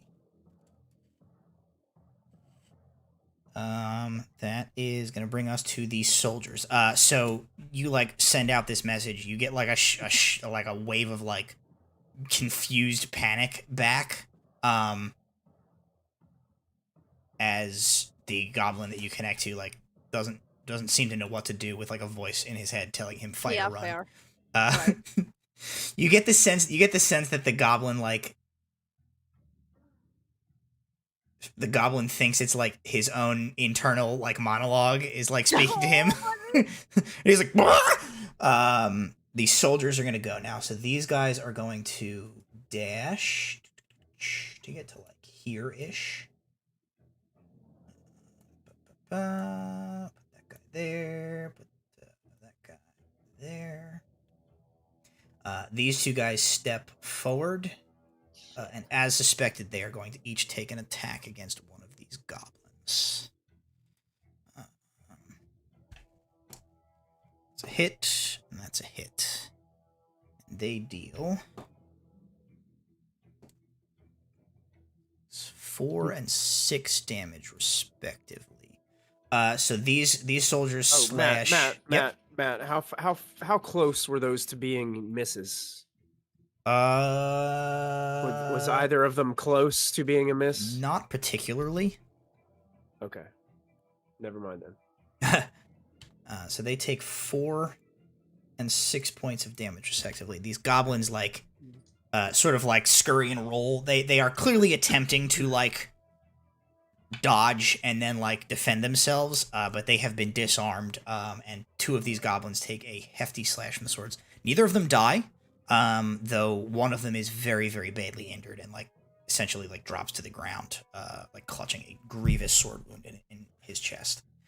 That is all. The other soldiers are like continuing to run into this opening, but that's sort of irrelevant to your fight at the moment.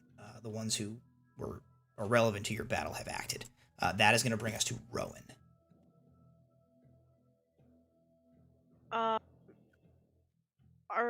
How is movement working in all of this? Like how?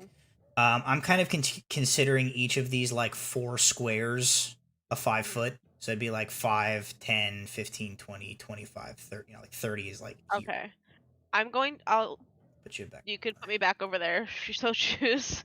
I'll dash actually to get around the corner 30. to them. Yeah, 30 is my movement. I'm going to bonus action. My animated shield pops up. Okay. And I'm pulling out Shikai, and I'm just ready to start swinging because I'm ready to plow through these guys. All right. Get in there. That's gonna bring us to this guy.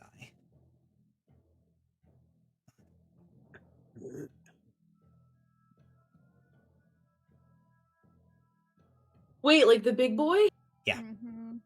He's gonna dash. That gets him to there.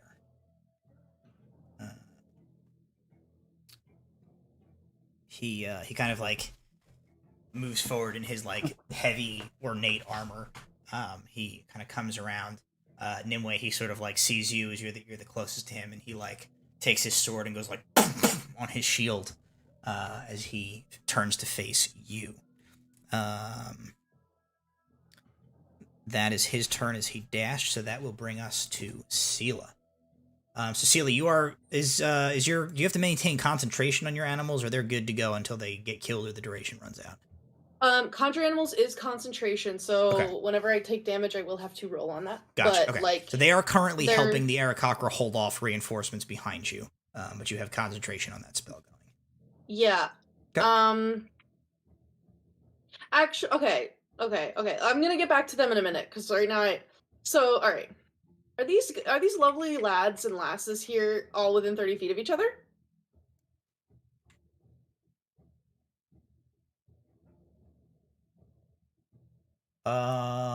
Let's just do this and say yes.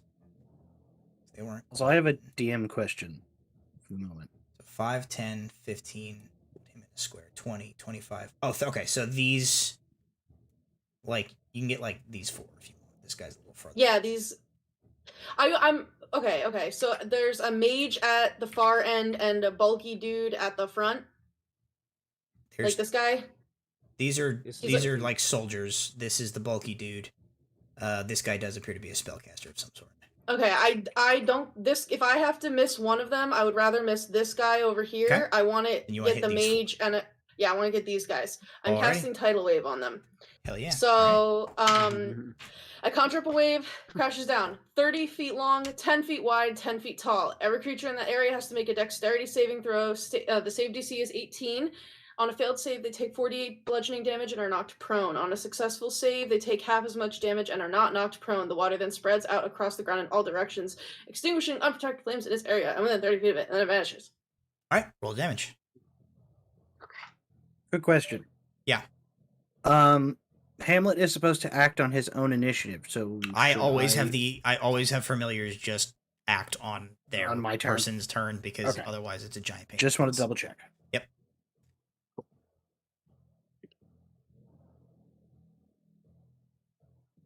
26 points of bludgeoning damage. Okay. No. Dead. 25. That's fine. Dead. He resisted, so he takes half. I was gonna say if there was one guy left with 1 hit point. No.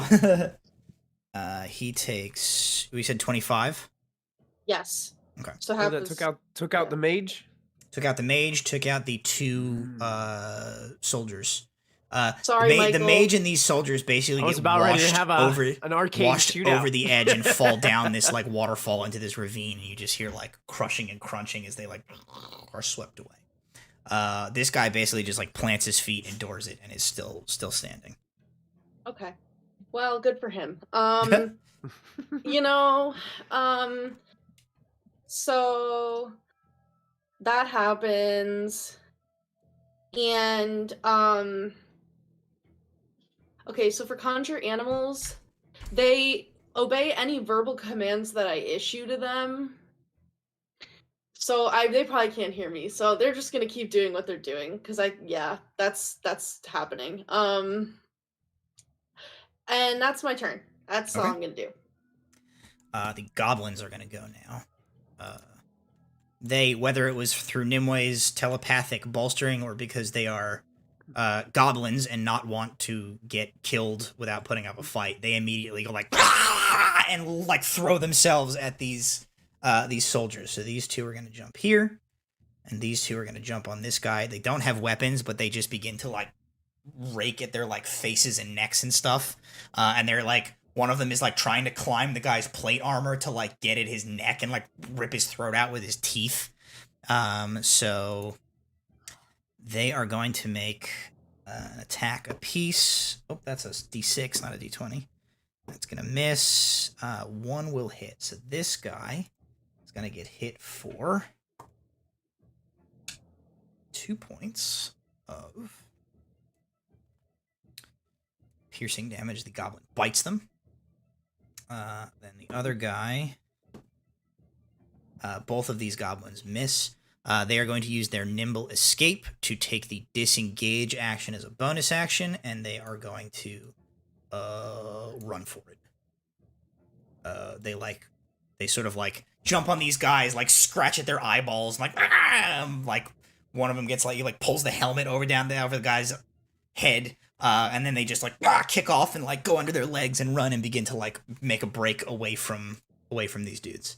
Now, unfortunately, they are kind of pinned now between like these guys and a bunch of soldiers who are running kind of in this way. But they are at least like out of this corner here. That is their turn. Thixis, that'll bring us to you. All right, seeing all that has transpired, Thixis will just step up here to the edge using his movement to get up here, and we'll go ahead and just, since he already kind of had a crackling ball of fire in his hand, he's just going to use a sorcery point and split it into 2 and send them over to those 2 guards that were attacking the goblins. All right, roll to hit. All right. Oh, impossible. Natural 1. Oh no! All right, so one Throw miss. that dice away. And a 4 plus 8. Oh, so it's a 12. 2 misses. The fire goes wide. Nicole, I'm sending you new little dragon dice. I'm buying you new little dragon dice. Spikes just has the orb. What is wrong with you? Come on. Gonna make a roll for something at the bottom of the order here. Okay. That brings us to the top of the order. Macbeth. Okay. So currently, Flying Monkey Hamlet's orders are what? Go in and do reconnaissance. Yeah, his orders were specifically like, get as close to the mystery boy as possible without getting seen. Okay. Right now, so like his first turn, he would have dashed. So he has I don't know roughly how far he needs to go. So essentially, like once he's in there, he is out of your. He's out of your ability to like issue him orders and things like that, or see what he's up to. So like he's in there now. You kind of gave him that set of orders, and he is going to follow that to the best of his ability until like you catch back up with him. Okay, so he's now out of the 1,000-foot range. No, he's still in the 1,000-foot range, so you can still sense his presence. You know he's not been killed in any way. But you have to. I don't think in the range at which you can communicate to him, I believe, is shorter. Let me double check.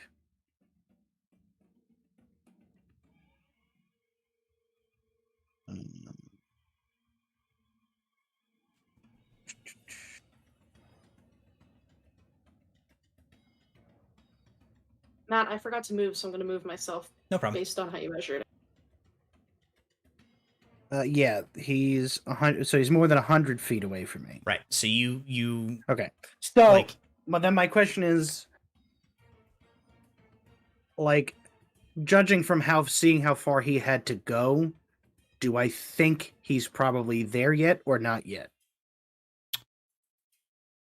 I don't think there's any way to know what happened once he entered into there. You know that he entered into there, and then shortly thereafter you lost. I'm gonna give him one more round then before I do what I'm gonna do next. Okay. So that being the case, who's the closest dude that I can see? These two probably. Uh, These guys are kind of behind the tree from where you're standing, but these guys you can see. Okay, yeah, whatever dude is closest. Okay, that guy. I'm just gonna I'm gonna save my spells for now, so I'm gonna just take a crossbow shot at them. Gonna be a 16 to hit. That will hit. And it's gonna be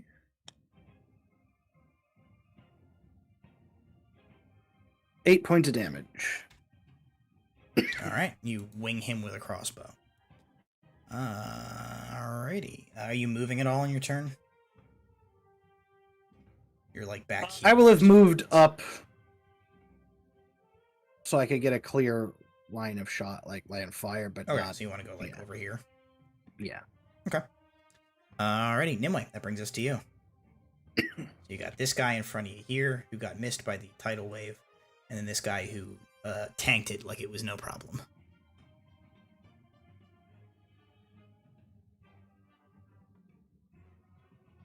You're muted. Does it look like these guys are still going to go after the goblins? Probably. I mean, like, it would be silly for them to just stand here and do nothing now. Like, Yeah. the only way they really have to go is to give chase this way. Yeah, I feel like I'm going to insult this guy by turning my back to him. Okay. And shoot these two. All right, go ahead, roll the hit.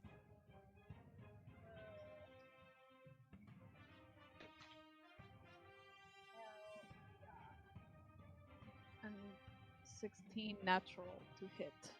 16 hit, that hits. There's the first one. 12 damage on the 12 damage to this guy. Bang, dead. Alright, and then Hit him. You natural hit him 18. right in the back of the head as he goes to turn around to face the chase after the goblins. That is another 11 to hit. 11 damage. 11 damage? Okay, this guy Yeah. takes 11 damage. All right, so he is hit in like the thigh by the arrow. Oh, kind of hobbles him a little bit, but he's still up. Now, I'm going to be a little bitch, and I would like to jump, so I'm like behind this guy. Cool. Make an acrobatics check as you jump this little ravine here.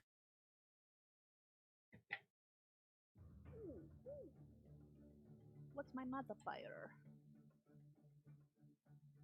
Oh god. 16 plus 8. No problem. You easily hop you hop like a 6 foot gap, and get to the other side of this guy. Cool. Now I'm going to do a action surge. All right, go for it. Where's my action surge button? You go, girl. Hey,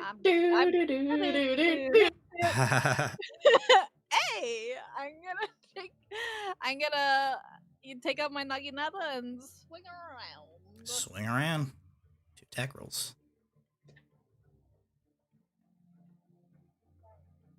11 plus 19 to hit. 19 will hit. Woo! Oh, I'm so worried. This is about to be a 23 AC, man. Oh, I know.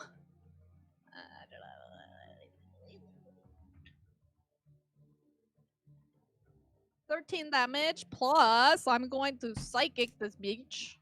Okay.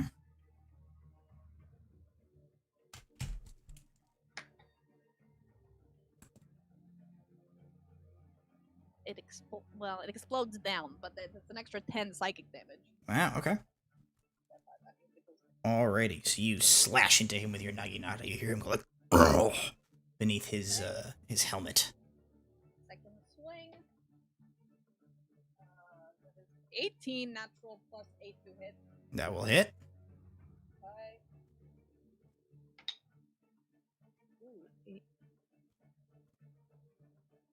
15 damage total. All right, that's another 15. Wow. Okay. Alrighty. So you definitely like several solid connections. You sort of throw him off as it takes him too long to be able to turn his bulky armored form to deal with the fact that you have jumped to the other side, away from his defense. And so you get in 2 solid strikes, one of them psychically empowered. Yep. And you see like a spurt of blood comes out from the armor, but he is still on his feet. Alrighty. That is going to be the soldier's turn. This soldier will rush Rowan. He will make 2 attacks. That is a 13 plus... That's a 16 to hit, which I assume misses. No, that just hits. Oh, it does hit. Okay, so that's 1 hit. It's another 16 to hit. Okay, so 2 16s. So he deals 15 points of slashing damage to you. And then as he comes to stop to face off with you, he switches stance and he 2-hands his sword. So that is I'm him. two-handing as well, so this will be fine. This guy is gonna chase down the last goblin in the pack here and take a swing. And he is gonna hit. I'm not even gonna roll damage. No, this guy charges. He catches up to the last goblin who is badly injured and is kind of limping. The goblin you see is reaching down to pick up a fallen spear that had been dropped at some point. And as he goes to pick it up, this Ignian soldier catches up, kicks him from behind, knocks him to the ground, and then just stabs him in the ground, killing this goblin, and then turning to. He's actually going to. It's a little weird. Yeah, I guess that's what he kind of does with his turn here. He's just like these goblins are kind of pinned between him and these other guys who are up here. This guy's kind of on an island here, so he doesn't really have anything to do but get these goblins out of his way. And that's what he does. These 3, I will tell you guys, just like that one, they are in the process of trying to arm themselves. That is all of the relevant soldiers' turns. Rowan, that's going to bring us to you.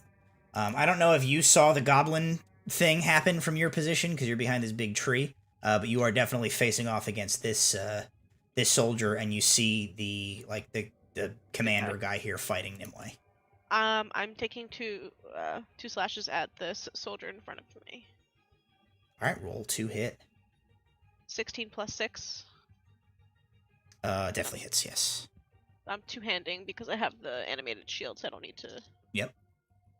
Mess with that right now. That's max damage 13 on that hit. Alrighty, 13. Go ahead. He's still up. 19 plus 6. Also hits. 9 plus 3, 12 to hit. 12 All damage. right, you basically flick his sword aside with the first slash, and Shikai runs down the interior length of his arm, slashing it open. His arm kind of falls, the sword falls out of his hand, and then you just flick on the backswing and just cut across him, and he falls dead to the ground. I am then going to move as far as I can towards the big guy that Nimue's fighting. 10, 15, 20, 25 gets you right up to him. Yeah, trying to flank and kind of distract him because he'll hear me coming. Sure. Okay. And if he doesn't, I will yell, "Hey, asshole!" Alrighty. That was run. Well, he does hear you as you yell that and run up to him. He is, however, going to address Nimue's transgression against the blood staying inside his body where he would like it to be. He is going to make 3 attacks against Nimue. The first one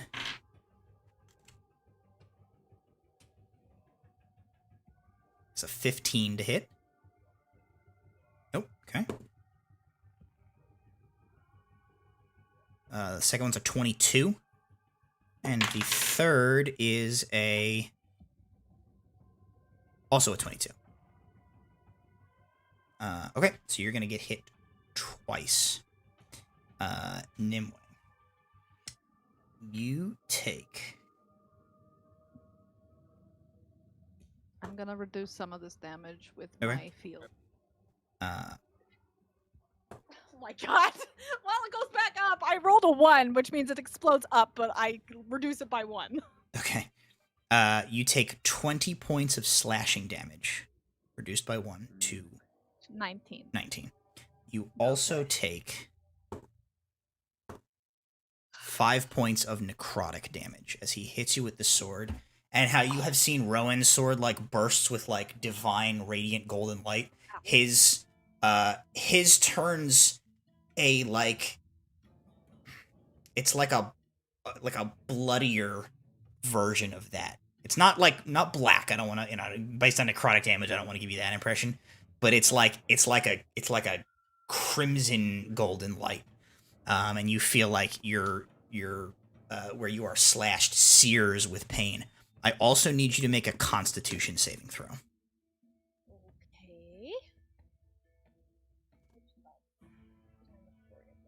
Okay.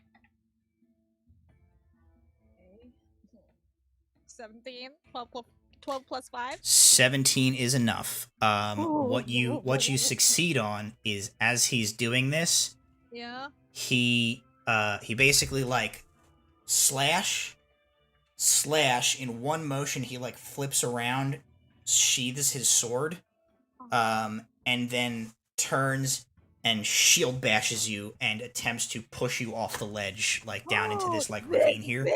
We're doing that to him next round. Just managed to keep your footing as he is not able to shove you effectively off of the edge here.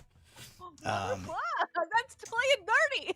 He then turns and sets him up to dual defend against 2 opponents as Rowan has come up behind him. That is his turn. Sela, that brings us to you. Okay. So we saw a bunch of dudes running into that doorway. Yes. How big does the doorway look? How tall? 10 foot across. Call it 10 The foot height, across, though. 10 foot high. Dang, okay, so a huge creature can't fit in there, but a large one could. Well, Well, it might open up inside, you know. Yeah, but it doesn't matter if I'm like huge. If I'm like 15 feet tall. I mean, I guess I don't think I could crawl in there with what I wanted to turn into. Just remember, no matter what you turn into, I can make you one size larger.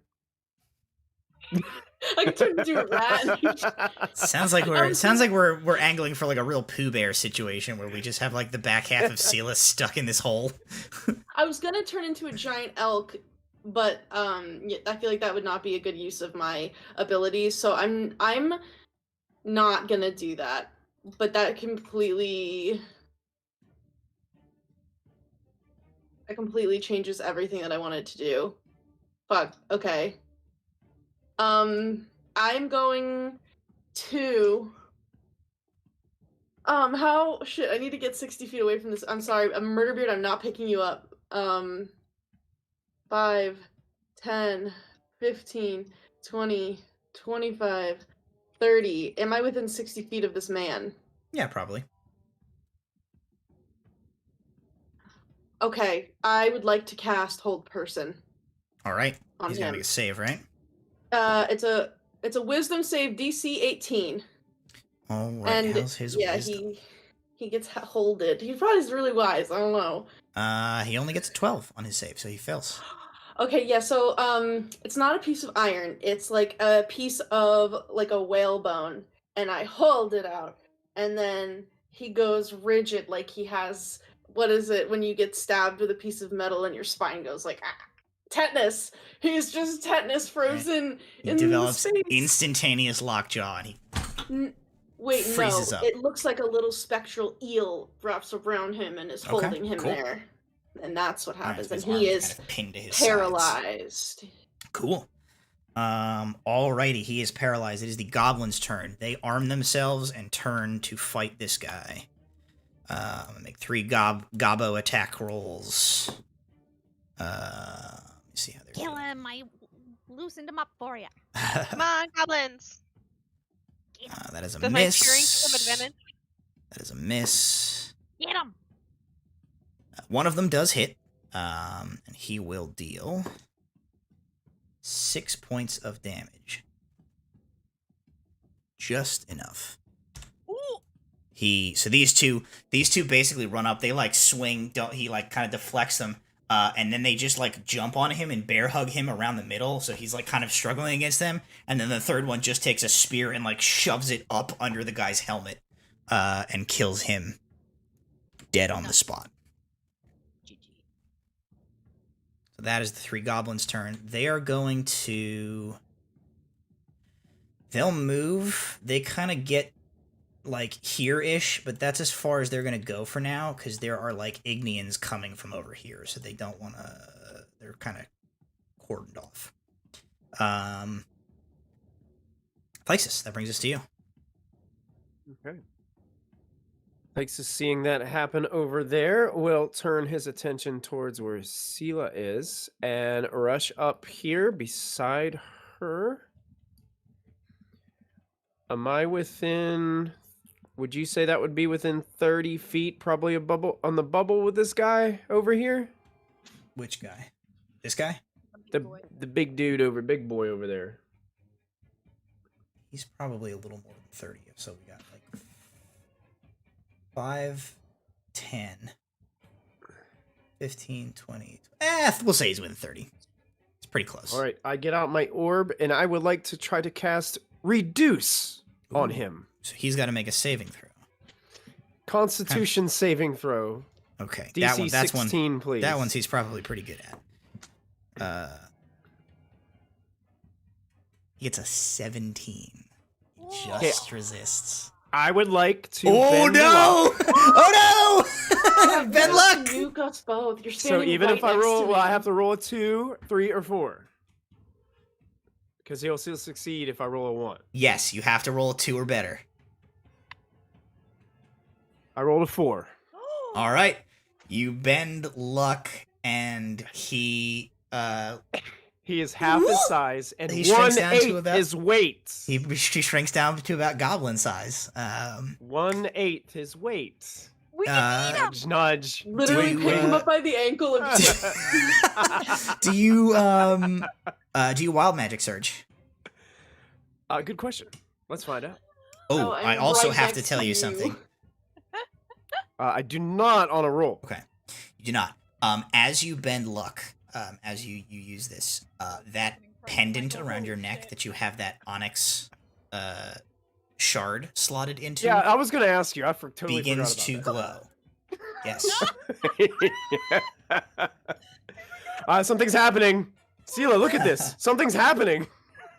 What have you done, Texas? It might. Well, might that guy's take me really a second small to- over there. I I did that. see that. It's gonna take me a second. But to at find what the picture. cost? Anyway, 1, 2. Just ruin his Because whole our day. turn is before his. So I know. it's fine. Just wait for me.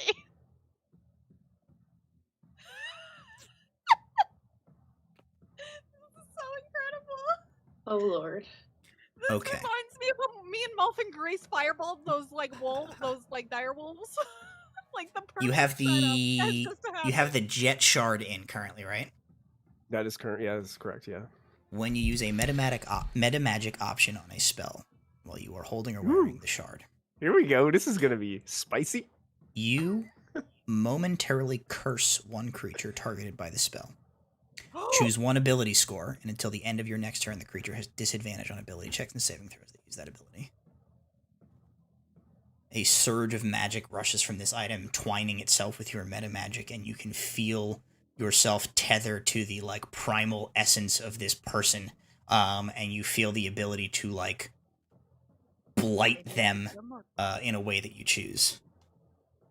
Whatever's holding, because he's Yeah, held. by okay, the enemy so by one. Reduce automatically gives him his strength checks are with disadvantage already Okay. with reduce. Paralyzed makes his strength and dex saving throws auto fails. So I'm gonna go wisdom.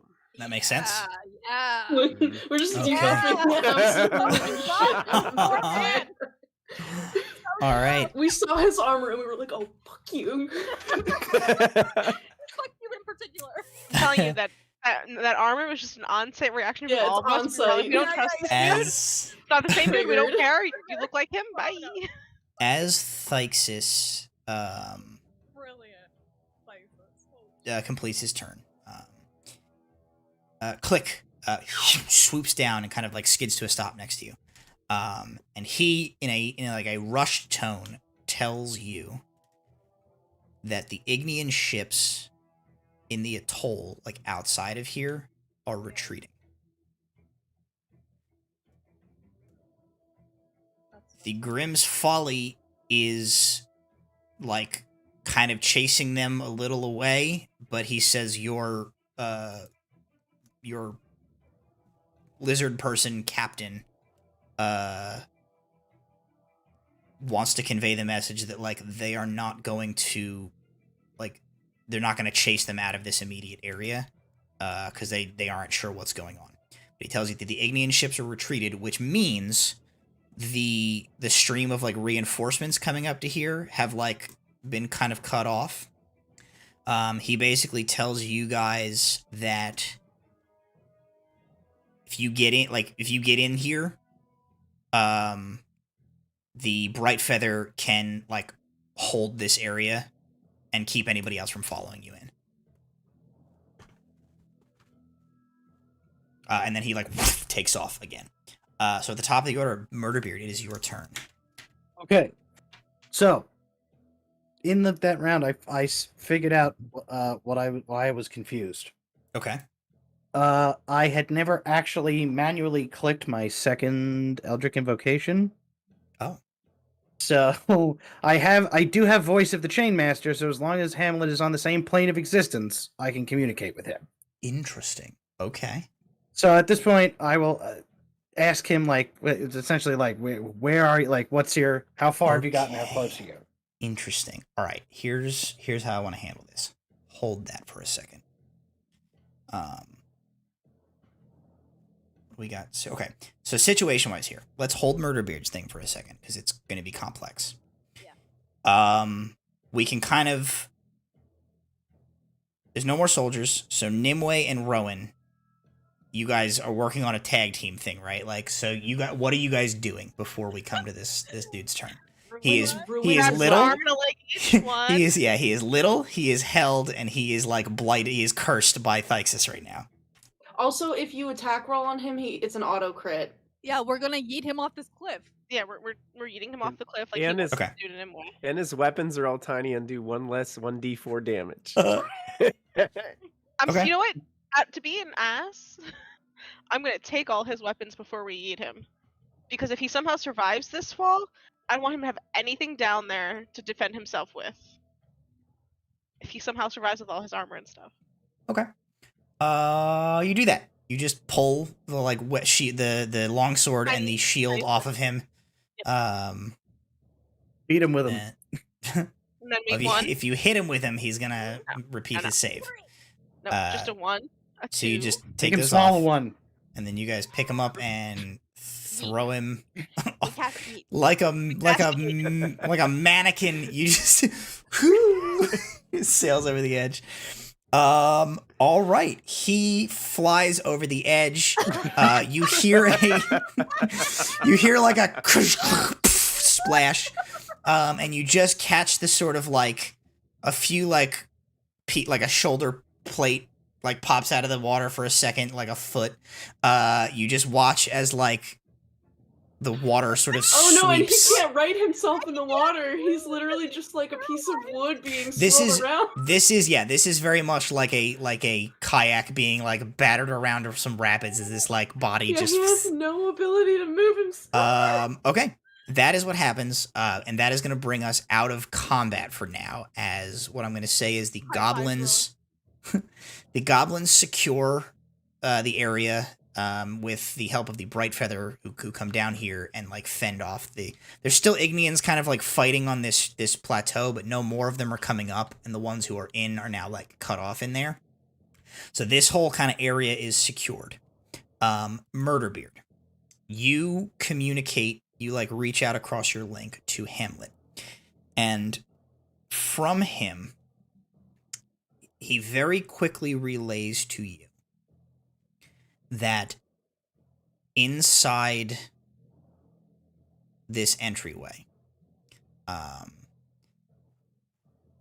he had to be extremely careful, and he basically like climbed along the like. There's like vines and things that allowed him to like grab onto kind of the ceiling, and he sort of climbed along. He conveys to you that there are a series of like twisting stone corridors that were doing strange things while the soldiers tried to run through it. And he essentially conveys that like the hallway killed a bunch of the soldiers that were running in. But the 5 guys who ran, the ones that you told him to chase, made it through, and he has followed them. He conveys that to you. He says I followed them through this hallway that was killing people. And then he tells you that he has gone very deep now into this mountain, and it is getting quite hot. And he's in a large open space. And he says that there are like things that he doesn't really know he doesn't understand what they are. All of this is via like kind of impressions and things like that. Do you have the ability to look through your familiar's eyes? Yes, I was going to say, once he like starts saying that he is seeing things he doesn't know how to describe, he is like he's hiding right now, and he is watching the man that you told him to follow. Yeah. With that information that he's seeing that he doesn't understand, Murderbeard will be like, then here's since especially now we're out of combat, I'm like, all right, I'm gonna try something, and then Murderbeard's eyes will essentially like 3-eyed raven style like go white as I warg into Hamlet the monkey. Murderbeard, here is what you bear witness to. Ooh. I should Oh, open well, it. there's the red. There's the red terrain. I can't speak as Murderbeard though, right? Right now, I can speak as Hamlet, but I think you can speak, but you just can't hear us. You can't You hear can't us see or hear us. anything around your physical person. So I can speak to them, though. Yes, I think Yes. so. Okay, so I will, as you're describing whatever, I will be relaying what We will assume that this is what we relayed. see. This is what you bear witness to. Presumably the hallway that killed a bunch of guys proceeds for a while and then descends down and leads into this open space. This is what you see that Hamlet is like currently observing from a perch kind of high up this way. What is happening? There are several kind of interesting things going on here. You see what you take to... Actually, let me make an insight check. Or make a perception check.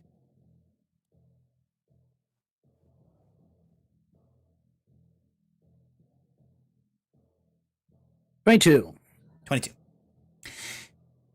You recall seeing some, like, crates with the Ignians that were gathered around outside there, that they then picked up and ran in with behind those 5 individuals. You kind of intuit that those crates contained whatever the arcane devices that the Brightfeather told you about were. And you can see the evidence down here.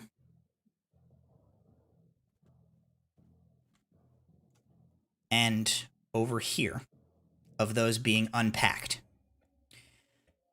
What you see is a group of soldiers backing up a spellcaster who is channeling something through this device. And you see something that you kind of associate. It looks sort of like the thing that you saw on the island in Naporia. It is a creature that seems to be made of living, shifting earth and stone and dust and debris. Is it the same size or is it small? No, much smaller. Yeah. Bigger than these guys. So here's these guys for perspective. So it's relatively to scale? Yes, this is all to scale. Okay. This guy seems to be... You get the sense that this thing around this creature is being channeled by this spellcaster. And you get the sense that whatever he is doing is causing this creature a extreme amount of distress. Aww. Behind this creature is a glowing, rune-covered... You're not sure what on the wall. It is like some kind of the best that you can describe it is it looks like some kind of a binding or something like that. And as this creature like flails and twitches and struggles inside whatever this spellcaster is doing with this artifact, you see this thing is like flickering and you hear like kind of a rumbling and a cracking from the stone around it. The guys down here are doing the same thing to another one of these. Then across this stone bridge, which is guarded by a bunch of soldiers, you see, this is why Hamlet has not gone any further. But across this stone bridge, Hamlet can make out these 5 individuals who had gone in first. They are moving towards a structure here. Can I tell from here? Go ahead. Can I tell from here if any of them, particularly the one dude of interest, can I tell if any of them look like a Naporian?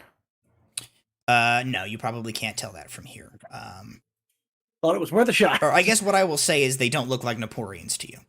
Okay. Aren't they covered like they're like covered head to toe? Just this one is. Just this one. Oh, okay. So what you are able to glean, you got in a good enough roll. There are 2 like female presenting individuals here. One with a big ass like spiked sword. One wearing like a mixture of armor and like robed vestments in white. There is an individual with like leather armor who is wielding a bow. There is an individual who definitely looks like a spellcaster, which makes sense since you saw him activate whatever that glyph was that blew the door open.